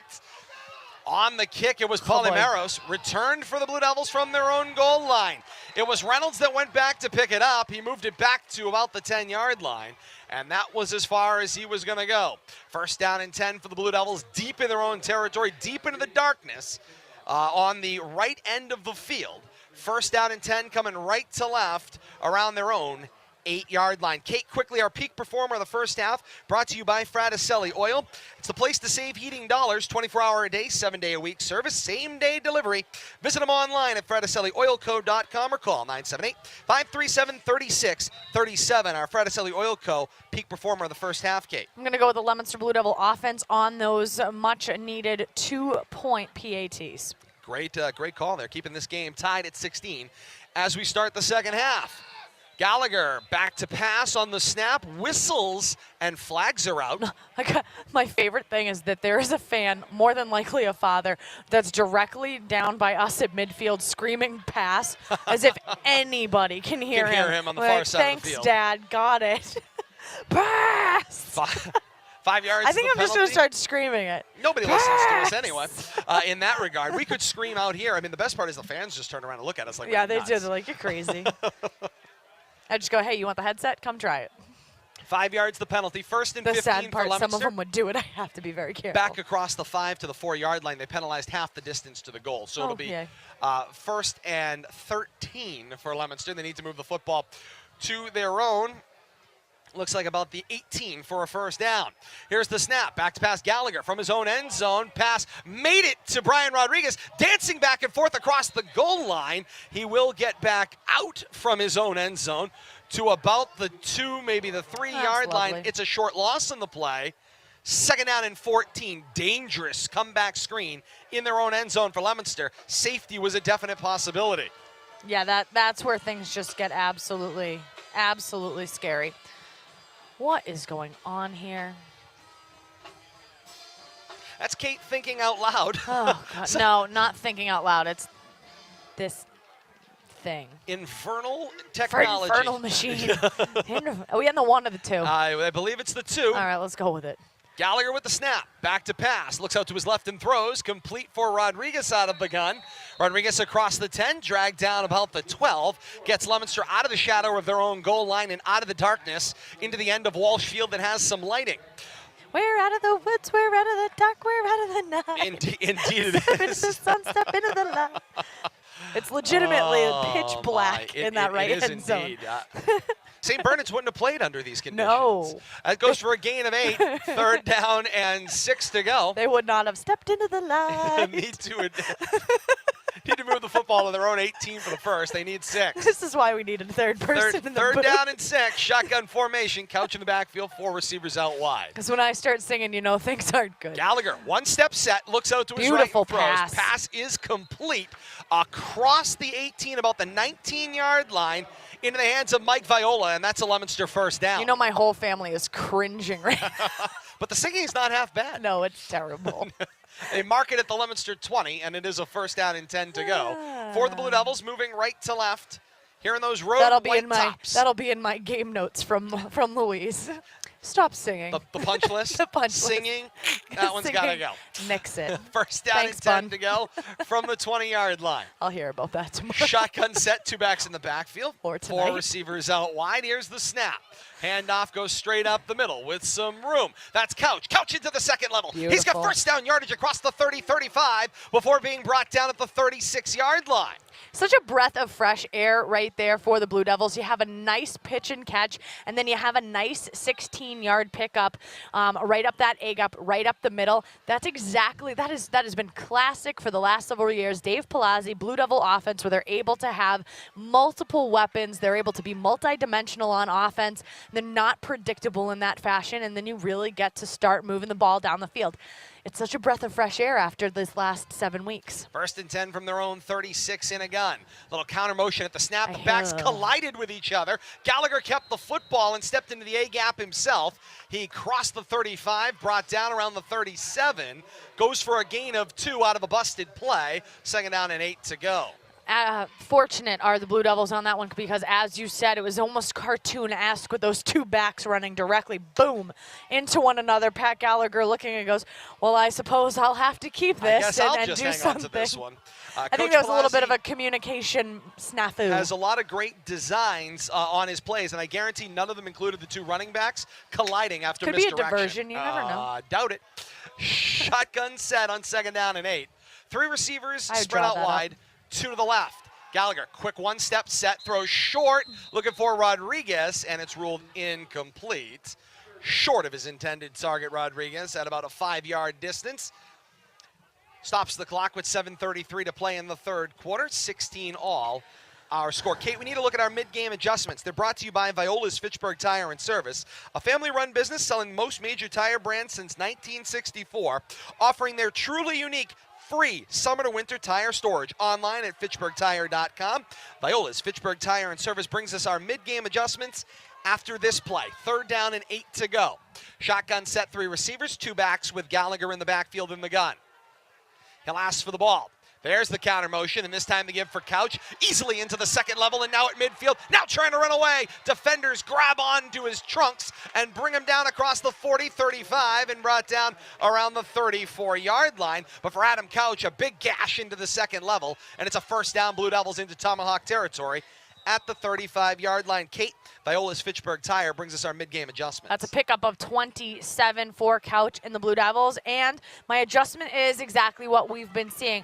Being able to be multidimensional, being successful both in the pass and the run game to make yourself able to inflict more damage on offense against a defense that is essentially looking at film and seeing not being able to execute. Couch gets the nod again with a handoff from Gallagher, and into the second level he goes, through the line of scrimmage, through the linebackers, and across the 30-yard line before being brought down at the 24, make it the 25, and it's a 1st down for the Blue Devils. It's going to be a pickup of 10 on the play for the Blue Devils, and that clock ticking, ticking, ticking. Viola's Fitchburg Tire and Service always brings us our mid-game adjustments here on the K-Zone.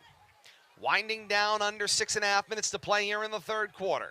16-16 our score with the Blue Devils on the first offensive drive of the second half. On 1st and 10, the snap, the give this time was for Reynolds. Reynolds running hard to his left. He's got some room out to the 25, and down he goes around the 20, and then the inside of that 20-yard line at around the 10. And he went down awkwardly, did Reynolds. This is the second time tonight that happened. And this is one of those cases he was able to protect the ball, but the defender was able to grab onto that arm and essentially yank him down by the arm, thereby kind of really wrenching on that shoulder and on that joint of the elbow. Kudos to him for being able to hold on to the ball because that ball was on the side of the body where the defender was able to bring him down. But, I mean, you're putting so much pressure on that shoulder and on that elbow joint that you can only imagine the wrenching that happens when you're taken down in that kind of a fashion. Of course, the injury bug has certainly afflicted Leominster on top of everything else that has gone on this year. Small squad comes out, struggles, obviously, throughout the year. A number of key injuries. Of course, Lucas Lashua, Del Judas has spent some time down throughout the year. Jack Young was down at one point during this year, and then of course dwindling numbers throughout the program. Bill Thomas has been down. Torrey. Yeah, I'll tell you, it's been a rough year. If you are involved with Leominster High School football, the good news is Reynolds is up and Peg Leggish, but over to the near sideline. Jose Navarro was in there checking on him along with the training staff. So of course, here I am wrong. It's a lower extremity thing. It is. But I mean, you get wrenched down like that. I mean, everything, you're flailing at that point. And you never know what you might land on top of as you kind of roll over on the action. Where's that ball? Ball is just 12? shy. They marked it at the around the we'll go with the 12-yard line. Clock restarts on the ready for play. It's a 1st and 10 for Leominster. It's a gain of 13 at the Tomahawk on that, by the way. 12-yard line, left side of the field. Shotgun set. Leominster going right to left. Couch to the left. That looks like Reynolds out to the right. Make it Connor Marchand was out to the right. Nice keep. Fake the handoff, did Gallagher, kept it himself, bounces off an initial hit as he crossed the line of scrimmage and then bounces it out even farther to the right. Crossing the 10-yard line, brought down around the 7. As soon as those chains get, there we go. Gain of about 4, I'd say. Yeah, call it 2nd and 6. Leominster can get a 1st down by arriving around the Tomahawk 3-yard line. 5.5 minutes to play here in a fast-moving third quarter of action. 16 all our score. Heading to the line out of the timeout. Shotgun set, 2 backs in the backfield. 3 receivers in the formation. It's Rodriguez and Viola out to the left. Pace Elias one-on-one to the right. Pace is deliberate. It is indeed. Gallagher with the low snap fielded. Give it to Marchand. Marchand through the defense and into the end zone. It's a Leominster touchdown. Connor Marchand gets a couple of quick touches at the tail end of that long drive and gashes his way into the end zone. Do they have to go for 2? First time Leominster has scored a touchdown first on a volley. 22-16 our score right now. Leominster's offense again staying on the field because they know if Algonquin scores, they're going for 2. And right now, the Leominster defense does not have an answer for that line shift going for 2 on the PAT. So Leominster's offense, as we thought they might, staying on the field because they know if they give up another score, there's going to be a 2-point attempt by the Tomahawks. Marchand and Couch in the backfield, 3 receivers out wide. The snap, give it to Couch. Couch dances back inside the end on the right of the formation and punches it into the end zone for 2. Teams coming back up the field. 5:08 to play in the third quarter with the score. Leominster 24 and Algonquin 16 a break, and we're back with more. You're listening to Leominster High School football on the K-Zone, WPKZ.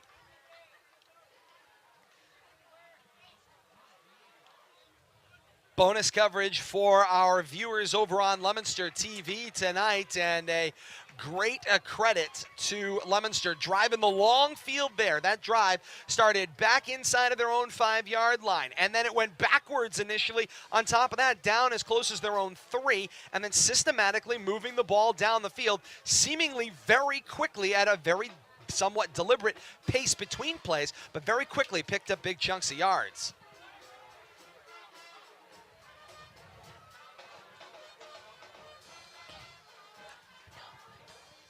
Back to Walsh Field here on the K-Zone tonight. Kate Robbins alongside. I am Todd Robbins. Happy to have you along with us here on the K-Zone.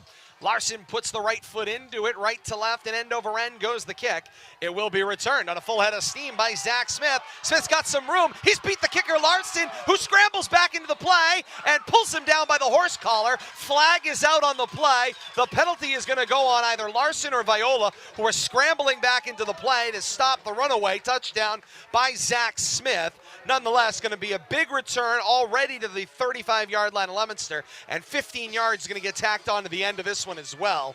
And it'll be a big Algonquin first down. The signal, the horse collar against Leominster.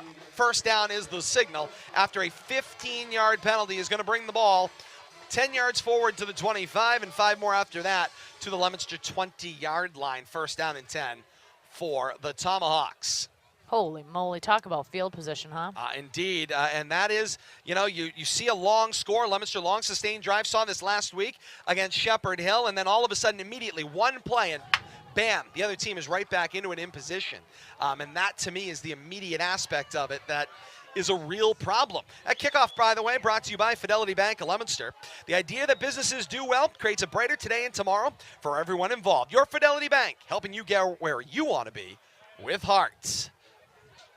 First down and 10 for the Tomahawks at the Leominster 20, going left to right. Casalini rolls out, launches a rainbow into the air, and it falls incomplete in the end zone. Zach Smith jockeying down the field with Felipe Garcia, and the flag is out from the back judge. That was a quick flag. It was so very definitive. It'll be a half the distance mark, I do believe. Officials looking over to the far side. Pass interference, the signal against Leominster. Say it will be a first down. They go half the distance to the goal. They say the penalty came before the end zone. Had the penalty come in the end zone, the ball would have been marked at the 1-yard line. So we're going to the 5? Going to the 5-yard line, first and goal for the Tomahawks from the Leominster 5. Algonquin covered that field very quickly. A little help from 2 Leominster penalties. 3-back set. Casalini the snap, faked the handoff, kept it himself on the option. Into the hole he goes before being swarmed by a handful of Blue Devils and brought down right at the line of scrimmage. Second and goal from the Leominster 5. Under 4.5 minutes to play here in the third quarter. 24-16. Leominster on top. First lead of the night for the Blue Devils. See if they can hold it, because again, that big play. That defense can just stop some of these big plays every time they get the momentum. It's as if it's a pendulum. It's as if with every action you're going to get an equal reaction. Oh, high snap from the center, Pat Robbins, through the hands of Casalini. He has to fall back on it across the 10 at the 11-yard line. Loss of about 6 on the play. It'll be third and goal from the Leominster 11, and a little help there from a bad shotgun snap by the center, Pat Robbins, no relation. You have to say that every time. Indeed, I do. Well, you know what I mean about that pendulum, that pendulum mentality. Every time the Blue Devils seem to get some momentum or a head of steam, then all of a sudden the opposition, boom, right back at them. You stole my phone. Indeed, I did. You're such a jerk. Checking the time and temperature coming up in a moment. How dare you? How dare you? Here we go. 3rd and goal for the Tomahawks at the Leominster 11-yard line. Yeah, you can't see from where you were. No, indeed I can't. Kia in the gun, fakes the handoff, launches to the left corner, changing position. It's Castellini getting underneath it and making the catch for the Tomahawk touchdown. Just across the goal line, Castellini with a little in cut and then immediate out cut and slides down to his behind, making the catch across the goal line. And the Tomahawks score quickly. 3:19 to play in the 3rd quarter, 2-point ball game. 24-22 Leominster, 2-point conversion coming up, and the Tomahawks have everybody aligned all the way out to the left. Here's the snap, and Can't immediately stop it. Kia bounces out to the right, cuts back to the middle of the field off the snap. 2-point conversion's good. Kate, it doesn't really matter what they do. No. 24 all, 3:19 to play in the 3rd. Teams coming back upfield, 24-24. 3:19 to play here in the 3rd quarter. A break, and we're back with more. It's Leominster High School football on the K-Zone, WPKZ. Bonus coverage for our viewers on Leominster TV tonight, and you saw just how quickly the Tomahawks were able to take advantage of a couple of big Leominster penalties. A huge return by Zach Smith set it up, with then the subsequent horse collar tackle, which gives up even more field position. And then, of course, another pass interference penalty in the end zone. And quickly it yields a touchdown. And the 2-point conversion's about automatic with this odd formation they've been running. Leominster can't stop it. They know what the play's going to do.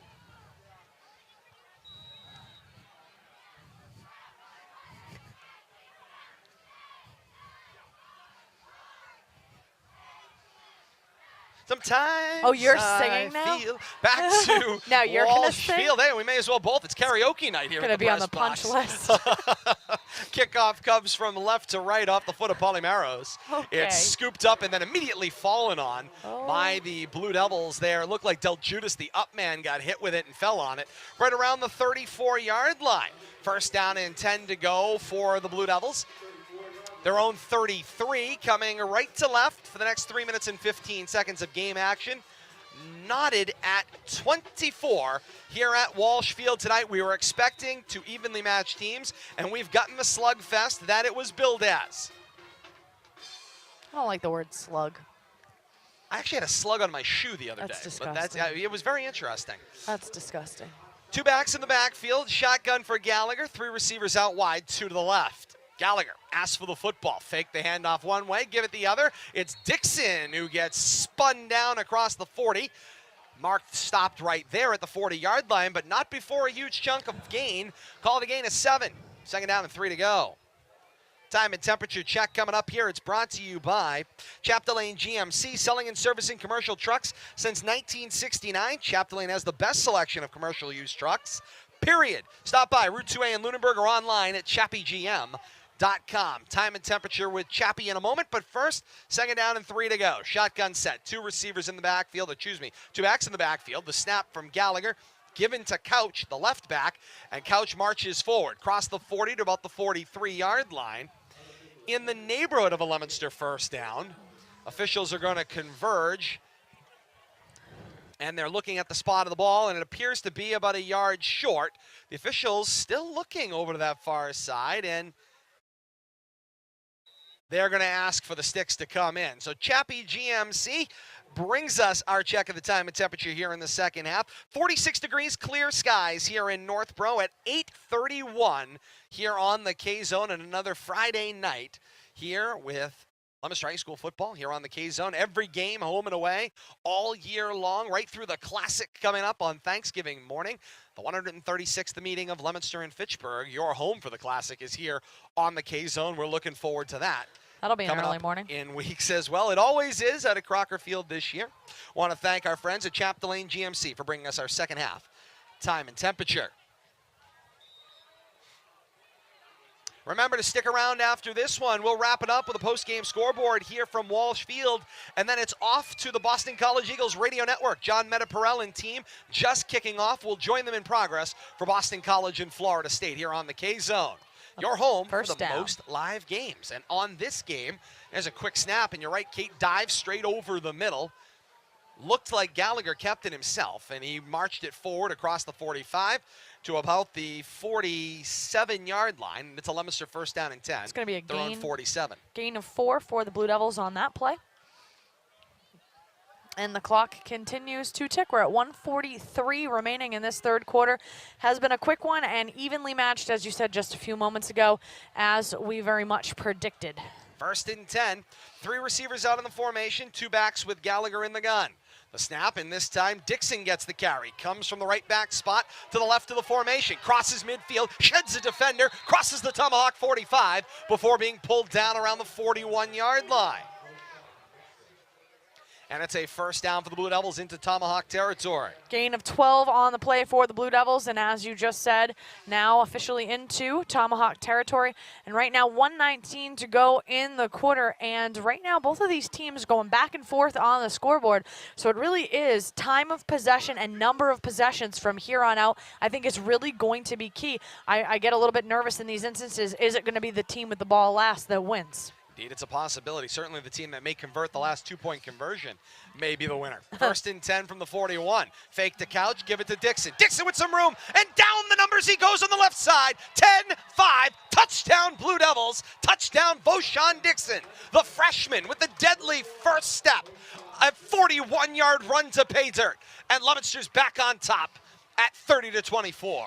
Once again, they are likely going to have to go for 2 here because, again, if the defense for Leominster cannot contain that Tomahawk offense, every time the Tomahawks are going to go in there, they know that they are likely going to go for 2 with that offset line formation that they've been doing all night long, and Leominster has zero answer for that on their defensive end. I don't know that anybody has an answer for that. I hesitate to think it's just Leominster. It's just such an awkward 2-point conversion formation. It's effective as all get out. It is indeed.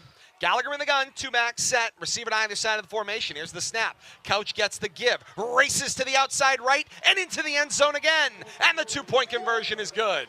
Team's coming back up the field. 48 seconds to play in the third quarter. The score, Leominster 32 and Algonquin 24. Will the Tomahawks have an answer? I think so. A break and we're back with more. You're listening to Leominster High School football on the K-Zone, WPKZ.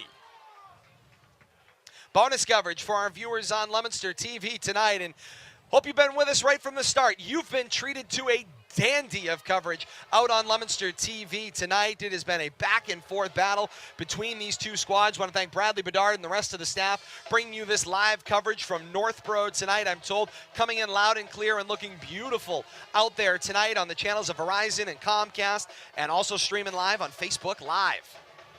People checking in from all over the world tonight.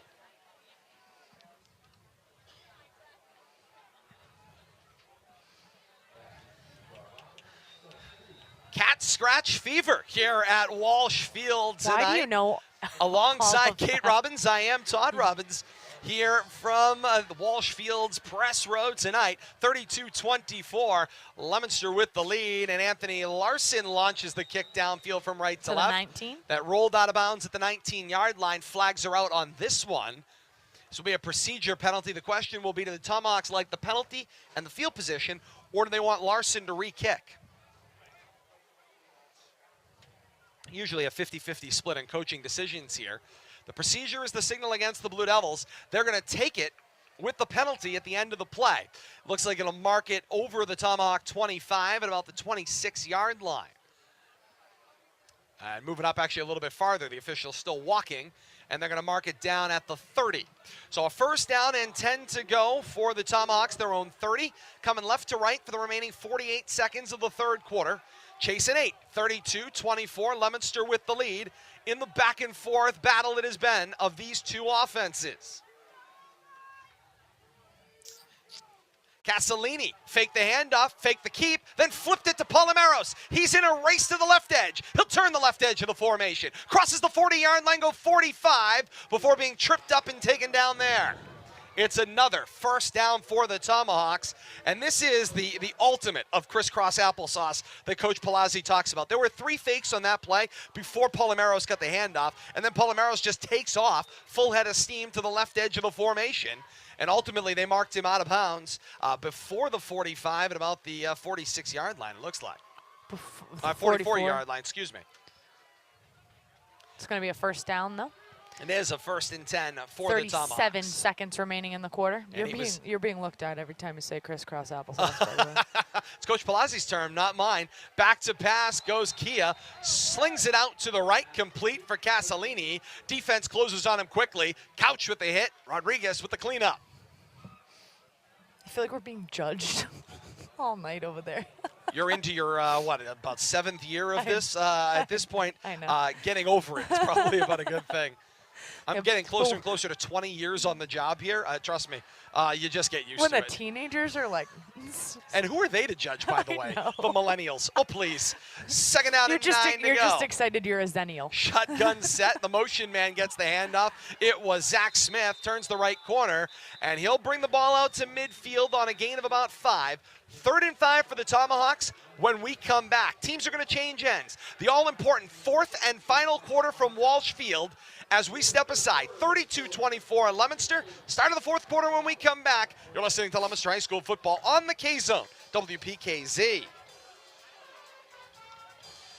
3 quarters in the books here from the confines of Walsh Field tonight in Northborough here on Leominster TV. And what a first 3 quarters we have been treated to. A whole host of points have been scored out there right now. Looks like 56 combined points to my math. What a first 3 quarters we have seen, and I'm expecting a very exciting 4th and final quarter. And I think Kate made an absolutely fantastic point on the radio and TV side moments ago, and that is the team that possesses last likely wins, and my dovetail point is the team that likely converts for 2 last likely wins this football game, and that's what we're going to continue to look for here as we continue throughout the night. Thank you all, by the way, for checking in with us on Facebook Live. Keep sending your messages. We love reading where you're participating from. Love to shout you out along the way as well. So please keep checking in with us on Facebook Live throughout the night. We do have an update from Monty Tech. 38-0 end of the 3rd quarter. Assabet Valley Aztecs right now.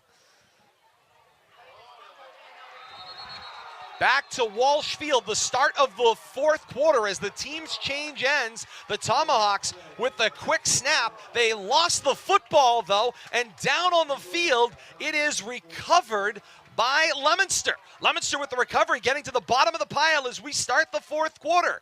There appeared to be just they could never quite secure the football there. I think it was Smith on the carry, lost it to the bottom of the pack, and the ball recovered by the Blue Devils, who got to the bottom of the pile. And finally, maybe for the first time in 8 weeks, a turnover breaks their way. It's Leominster football 1st and 10 as they go left to right. Starting this 4th quarter, just 5 seconds in, they get a turnover in the football, already up by 8 and looking to open their lead. Shotgun set, 3 receivers out in the formation. Here's the snap, handoff for Couch. Couch follows his blocks into the 2nd level. Now breaks away from the pack, bounces it out to the left numbers. He's got 20 and angled out of bounds across the 20-yard line at about the 18.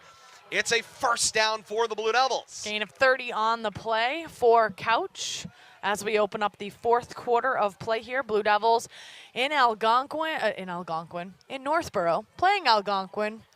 Is it Smithfield? Walsh. Walshfield. Where am I? Who am I? What day of the week is it? Are the Blue Devils winning? They are indeed. 32-24, 10:46 to play. Here in the 4th quarter. First down and 10 to go. 2-back set, Couch to the left to Gallagher, Dixon to the right. 3 receivers out in the formation.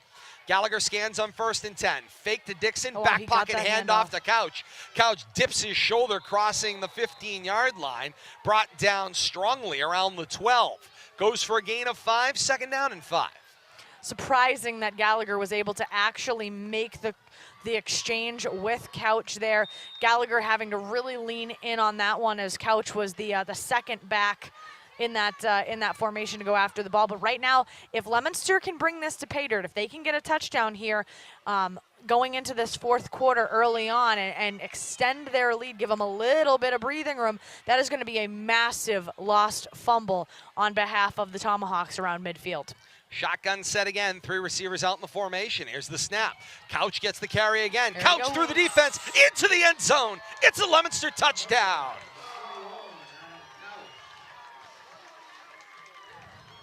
Do they go for 2? 38-24, the 2 was up before Couch had crossed the goal line. Coach Palazzi knows he's got to keep pace here, adding to his lead. 2-point conversion attempt coming up. They've had to do it all night long. The Tomahawks have definitely done it all night long, and it has never been a question that either team was going to go for 2 right from the start. Leominster didn't have a choice early on in this game. Right? Absolutely, they had to keep pace with the Tomahawks, and the Tomahawks' two-point conversion been very, very effective, and so that set the tone for the remainder of this game because Leominster has converted those PATs, the conventional PAT when necessary. Snap, give it to Couch again. Couch this time met a little resistance, reaching for the goal line, and he is stopped shy. 2-point conversion, no good. Team's coming back up the field. 9:56 to play in the fourth quarter with the score. Leominster 38 and Algonquin 24. Does that make the difference? We'll find out. More fourth quarter to come. You're listening to Leominster High School football on the K-Zone, WPKZ.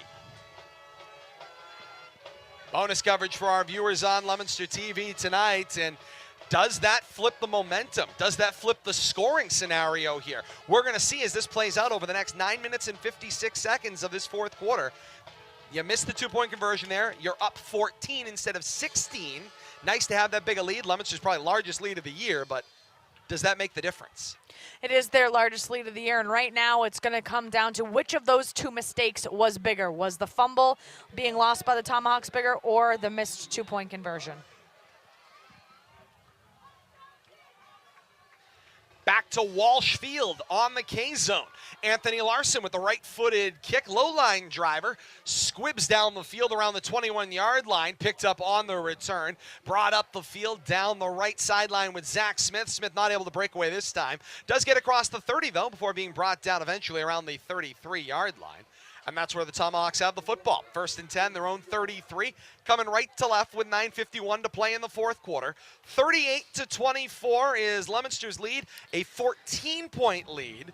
Could have been 16. 2-point conversion fails for the first time tonight, but they've been able to convert. Side of the ball. Yeah, on either side, that is correct. It's been score fest with those PATs. Here comes Castellini at the quarterback spot. Motion man with Smith, fake the handoff to him. Castellini keeps, bounces it out to the right side of the formation, brought down hard across the 35, and around the 39-yard line is where that move will stop. It's going to be a gain of about 6. It is a gain of about 6, Kate, maybe even 7. We'll call it 2nd down and 3 to go. I'm going with 6.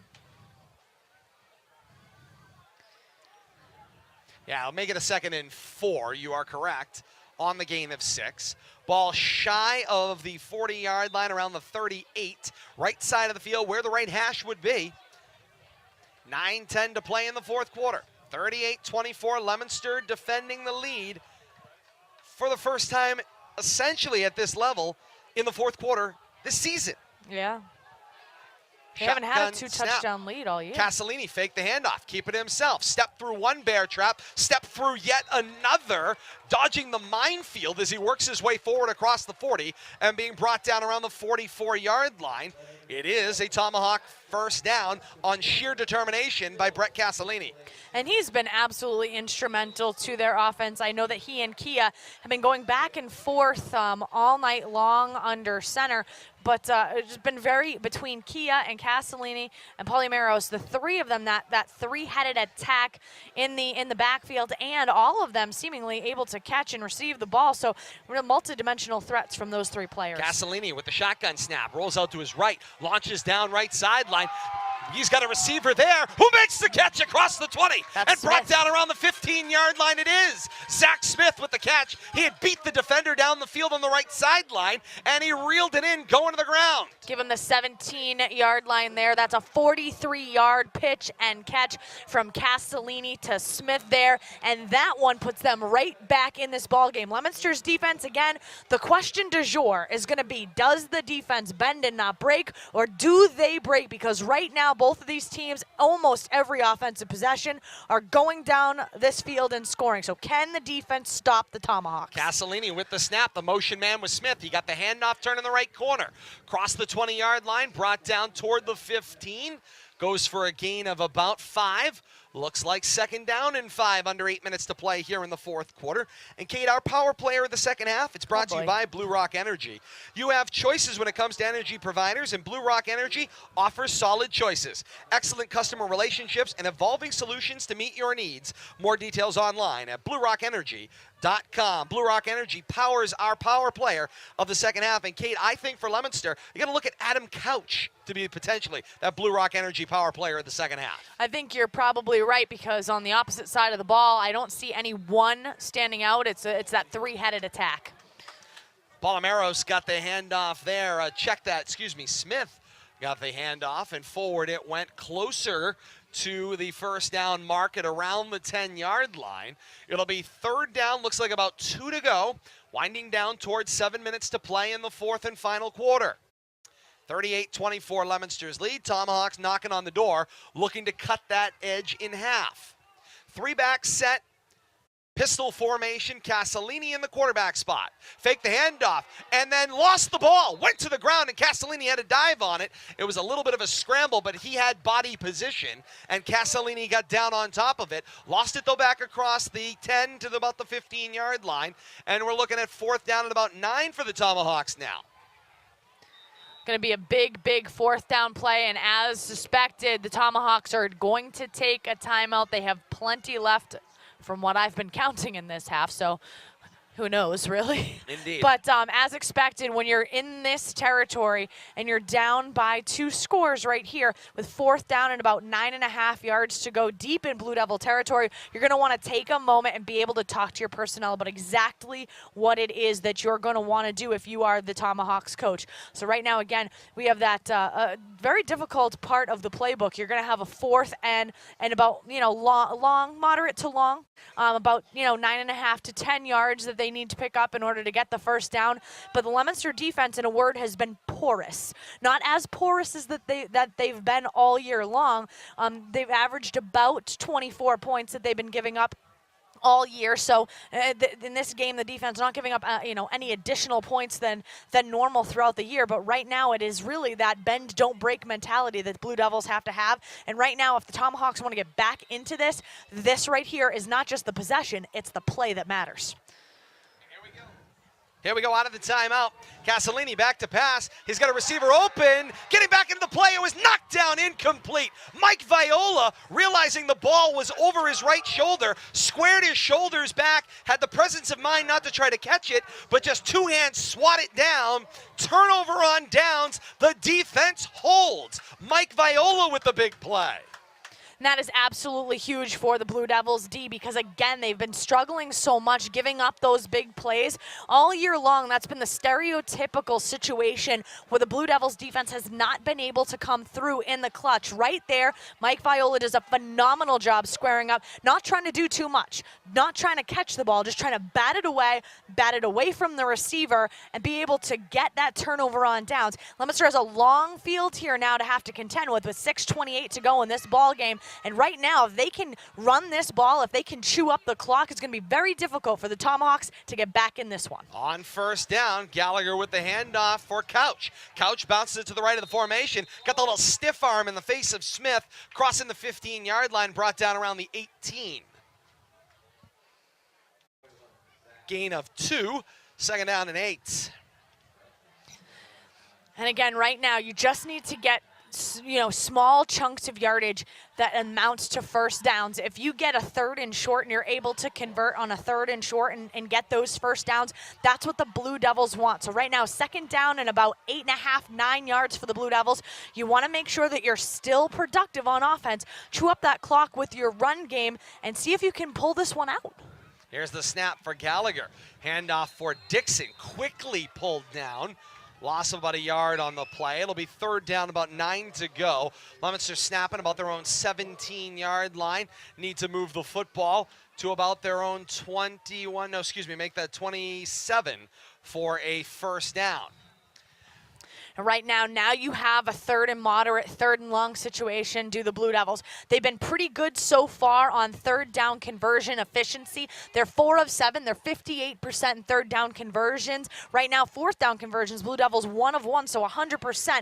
And we know Coach Palazzi very aggressive on offense. So, I mean, deep in their own territory, I'd like to see them convert on this third down. 3rd and 9, 2-back set, 3 receivers wide. Here's the snap. Counter motion from Couch. He got the handoff. He got some room. He's got the 30-yard line, go 35. Sheds his defender at the 39. Continues across the 40, 45, and steps out of bounds around the 46-yard line. Sheer determination from Adam Couch. And there's a little fire that Leominster's been looking for all year long, and they found it in week 8. And they absolutely did. You can almost feel, it's palpable, the frustration right now on the Blue Devils. They are literally carrying an 0-7 record into this one, and they want it. They are hungry. You can even call them hangry if you want. I know how that feels all the time. But in this situation, these Blue Devils, they can taste it. They can taste the W, up by 2 scores right now, clock continuing to go down, and they're able to convert on 3rd and 4th downs tonight. The efficiency has been beautiful around midfield as well. 1st and 10 from their own 46. Out of the gun, the snap, give it to Dixon.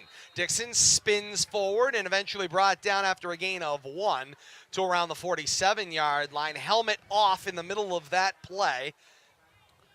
Looked like 68 for Leominster was the lineman who got moved into the second level. It was Dan Morey, the center. He's going to be able to stay in the game because he didn't take the helmet off. It was yanked off, but nope, they are going to tell him. They send him off on the play. Off on the play. Just one play, though. Just one play. So that means a secondary center has to come onto the field, and unfortunately, we don't have a number 50 on the lineup. And this is the situation. You have a spot here where youth it has been kind of a contender. It's been a variable right now for the Blue Devils. And on offense, we talk about that center to quarterback exchange early in the season. In a situation like this, I know it's just for one play, but this is a very precarious situation to have a brand new center in, especially when your quarterback here is in the gun as Gallagher is. 2nd down and 9. Good snap. Back to pass. Gallagher sets the feet, launches downfield to the right. Body position. Bobble. Catch made by Gabe Elias. He took the ball away. He took it away downfield from Sam Crane. We talked about it this morning on the K-Zone Morning Commute. Which team could literally take it away from the other one? And that was Gabe Elias and Sam Crane bobbling the ball back and forth all the way down the right side of the field. And Crane had it taken away from him by Elias for a gain of 36 yards.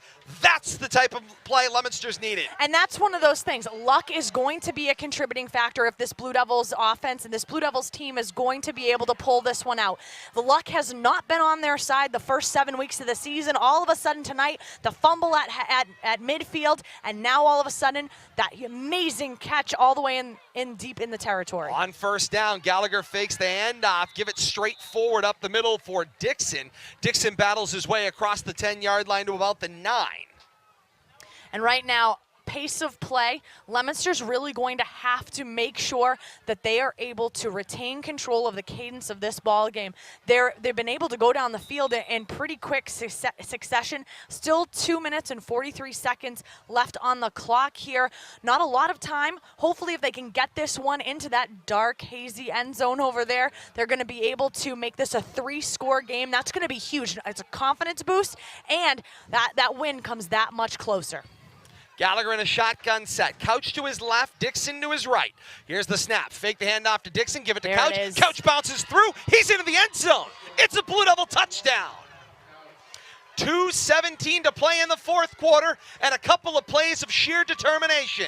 Gabe Elias ripping the ball away from Sam Crane leads to a play downfield just 3 plays later, and it's an Adam Couch run to the end zone. 44-24. Leominster, look out, has a 20-point lead. Not only a 20-point lead, but we're going to see our first conventional PAT of the night on behalf of the Blue Devils here. That one was a 9-yard touchdown run by Couch. He's been very productive tonight in the rush game. And here we have our first conventional PAT of the night for the Blue Devils because they have not been in a position where they've been forced to go for 2. Pablo Rodriguez for the extra point. Gallagher gets the snap down. Rodriguez the kick up. It hits the crossbar and bounces the right way through. Team's coming back up the field. 2:17 to play in the 4th quarter with the score. Leominster 45 and Algonquin 24. A break and we're back with more. You're listening to Leominster High School football on the K-Zone, WPKZ. Bonus coverage for our viewers on Leominster TV tonight, and what a game you've seen. We've been waiting for it all year long, and finally delivering on the excitement tonight that we have known it was possible. Want to thank our great sponsors and supporters of Leominster High School football on Leominster TV, the El Camino Restaurant, Troy Hebert Construction, MP Crowley Company Incorporated, and Dream Kitchens and Baths. We thank all of you for supporting LTV's Action Sports and making this great programming possible.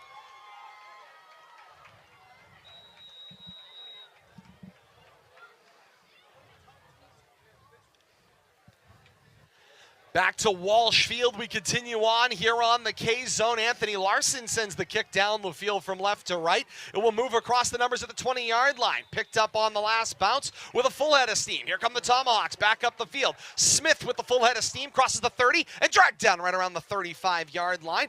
And that's where the Tomahawks have the football. 1st and 10, their own 35, chasing 21. 2:10 to play here in the fourth quarter. It's Leominster 45 and Algonquin 24. Kate, I need to mention before I let you go, we've got Boston College and Florida State coming up after this one. We've got a score update brought to you by our friends at Dream Kitchens. That's coming after this play. 1st down and 10 to go. An empty set for the Tomahawks. 4 receivers, make it 5, spread out wide. Back to pass. Goes Kia, throws short through the hands and incomplete of Josh Devine. Our in-game update is brought to you by Dream Kitchens and Baths of Leominster. And when it's time to remodel your kitchen or bath, it's time to call Dream Kitchens and Baths of Leominster. 44 Mead Street in Leominster and online at dreamkitchens.net. Our Dream Kitchens update comes to you from Boston College, where the Eagles have the football and a 7-0 lead over Florida State. 10:32 to play in the second quarter, and the Eagles knocking on the door at the Florida State 11-yard line. Remember, that game coming up right here on the K-Zone. John Metaparel and crew and the Boston College Eagles radio network right after we wrap things up here with our postgame coverage from Walsh Field. Quick strike thrown out complete by Kia into the hands of Smith across the Tomahawk 40 to the 43-yard line. 3rd down and 3 to go. And Kate, I'm sorry, a lot of little things we had to get to, but your point quickly. Isn't it nice? The first time all season long that I feel like the Blue Devils can just breathe. Not even just a side of relief, just breathe in general. Nice pitch there by Kia. Yeah, quickly, Kia, they go option. Flips it out to Devine. Devine got some room going straight upfield across the 45. Brought down around the 47. It's a Tomahawk 1st down and 10. Nice way of being able to salvage that one by Kia. Kia stays in the gun here. He has got 4 receivers out wide, a back in the backfield with him. Hard drop, 7-step over the middle. One-hand juggle, catch made by Brett Castellini. Castellini's got a full head of steam. Crosses the 40 and brought down at the 36-yard line, and it's a 1st down for the Tomahawks. What an impressive athlete he is to be able to go up as a high school athlete and be able to just basically, snatch that out of the air one-handed. He's done it a couple of times tonight and go up there, get yet another 1st down. This Tomahawk team not giving up. 1st down and 10 to go. Kia in the gun. 4 receivers with a back in the backfield. Snap, back to pass. Kia looks straight over the middle. Wide open is Devine. He makes the catch. He's in the end zone. It's a Tomahawk touchdown. 53 seconds to play here in the fourth quarter, and look out, it's a pitch and catch for Kia to Josh Devine on the wheel go route out of the backfield for 35 yards and a touchdown. A 15-point ball game at the moment. Leominster 45, Algonquin 30. 2-point conversion attempt coming up. Here's Kia in this awkward set snap. Kia's going to roll out, throws, falling back. Big hit made in the end zone by Brian Rodriguez, and the 2-point conversion is no good. For the first time tonight, Leominster is able to stop a 2-point conversion attempt. It was Palomeros that had it in his hands, and Rodriguez dislodged the football. 53 seconds to play here in the fourth quarter. It's 45-30, Leominster's lead. A break and we're back with more. You're listening to Leominster High School football on the K-Zone, WPKZ. Bonus coverage for our viewers on Leominster TV, and we say, Kate, take it. I'm spent. Oh, my God, already? Because I don't have to multitask enough over here. You're giving up your one job? You had one job. I needed a second. You had one job. I get to take it? right now, obviously, it's a 15-point game, 53 seconds remaining. This one in the grasp for the Blue Devils, but because of the entire season, I'm not ready to just say we have a win in hand, unfortunately.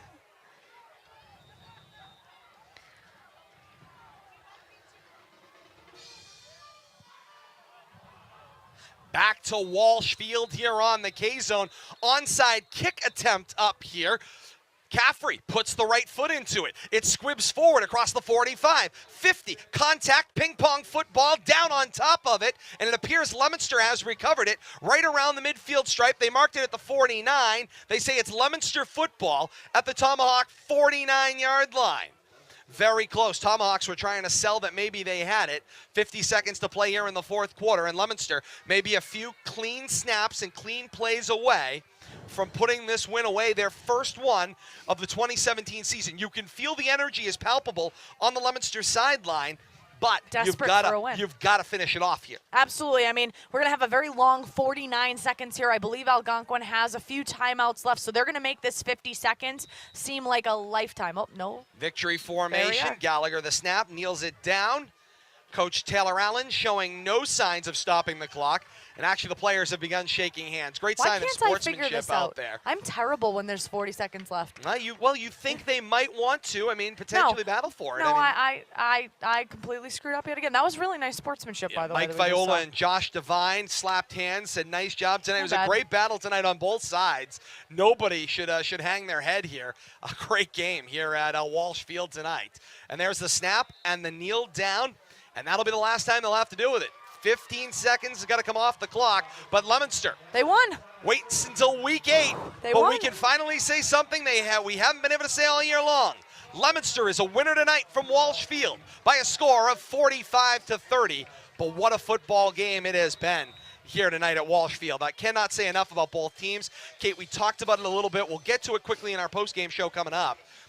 But one thing that we said was, who would possess last, who would make a last mistake, who would convert the last two-point conversion? Well, the answer was neither team committed the last two-point conversion. Leominster had a conventional point after, but it would be that fumble in the middle of the field on one of the last Tomahawk drives with Leominster up just one score, and at that point, things just kind of went downhill from there for the Tomahawks. Leominster adds a couple more on, and they're 15-point winners tonight. No, and you're absolutely right there. A humongous sigh of relief for the entire Leominster community. You have about 30,000 people that just were able to exhale for the first time since about September. So big sigh of relief for the Blue Devils. They're able to pull one off, the big monkey off of their back finally.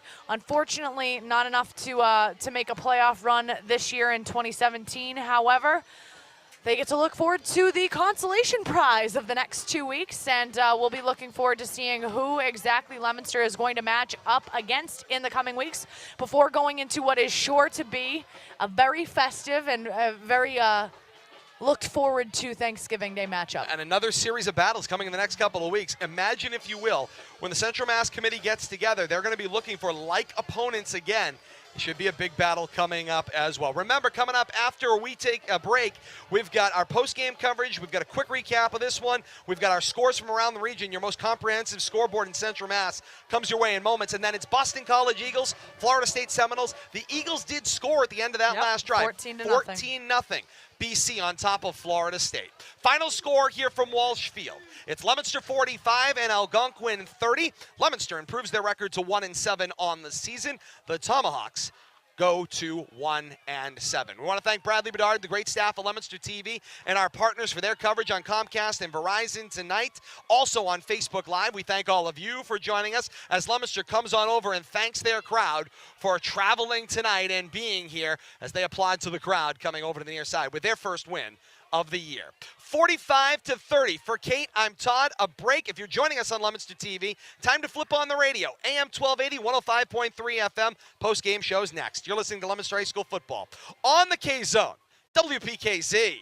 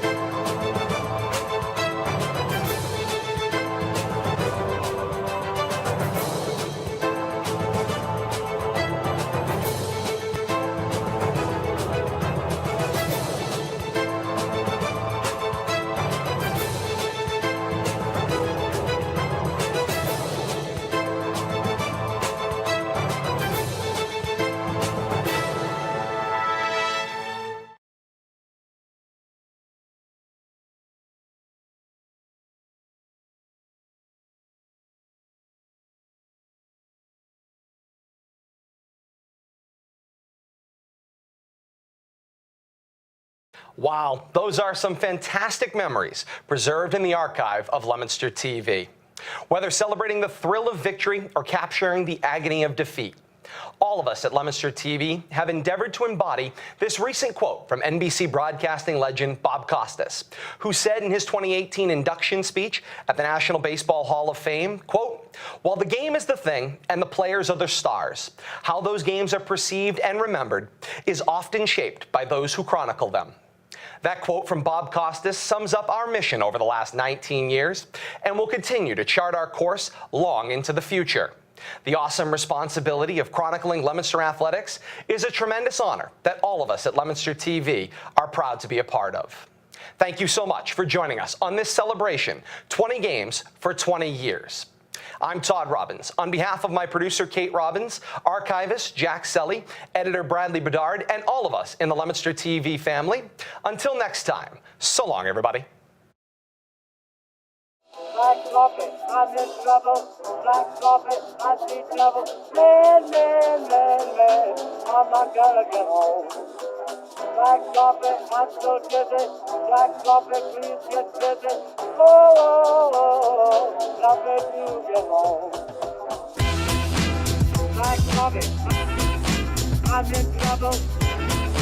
I'm so dizzy. Please get busy. Man, man, man, man, I'm not gonna get home.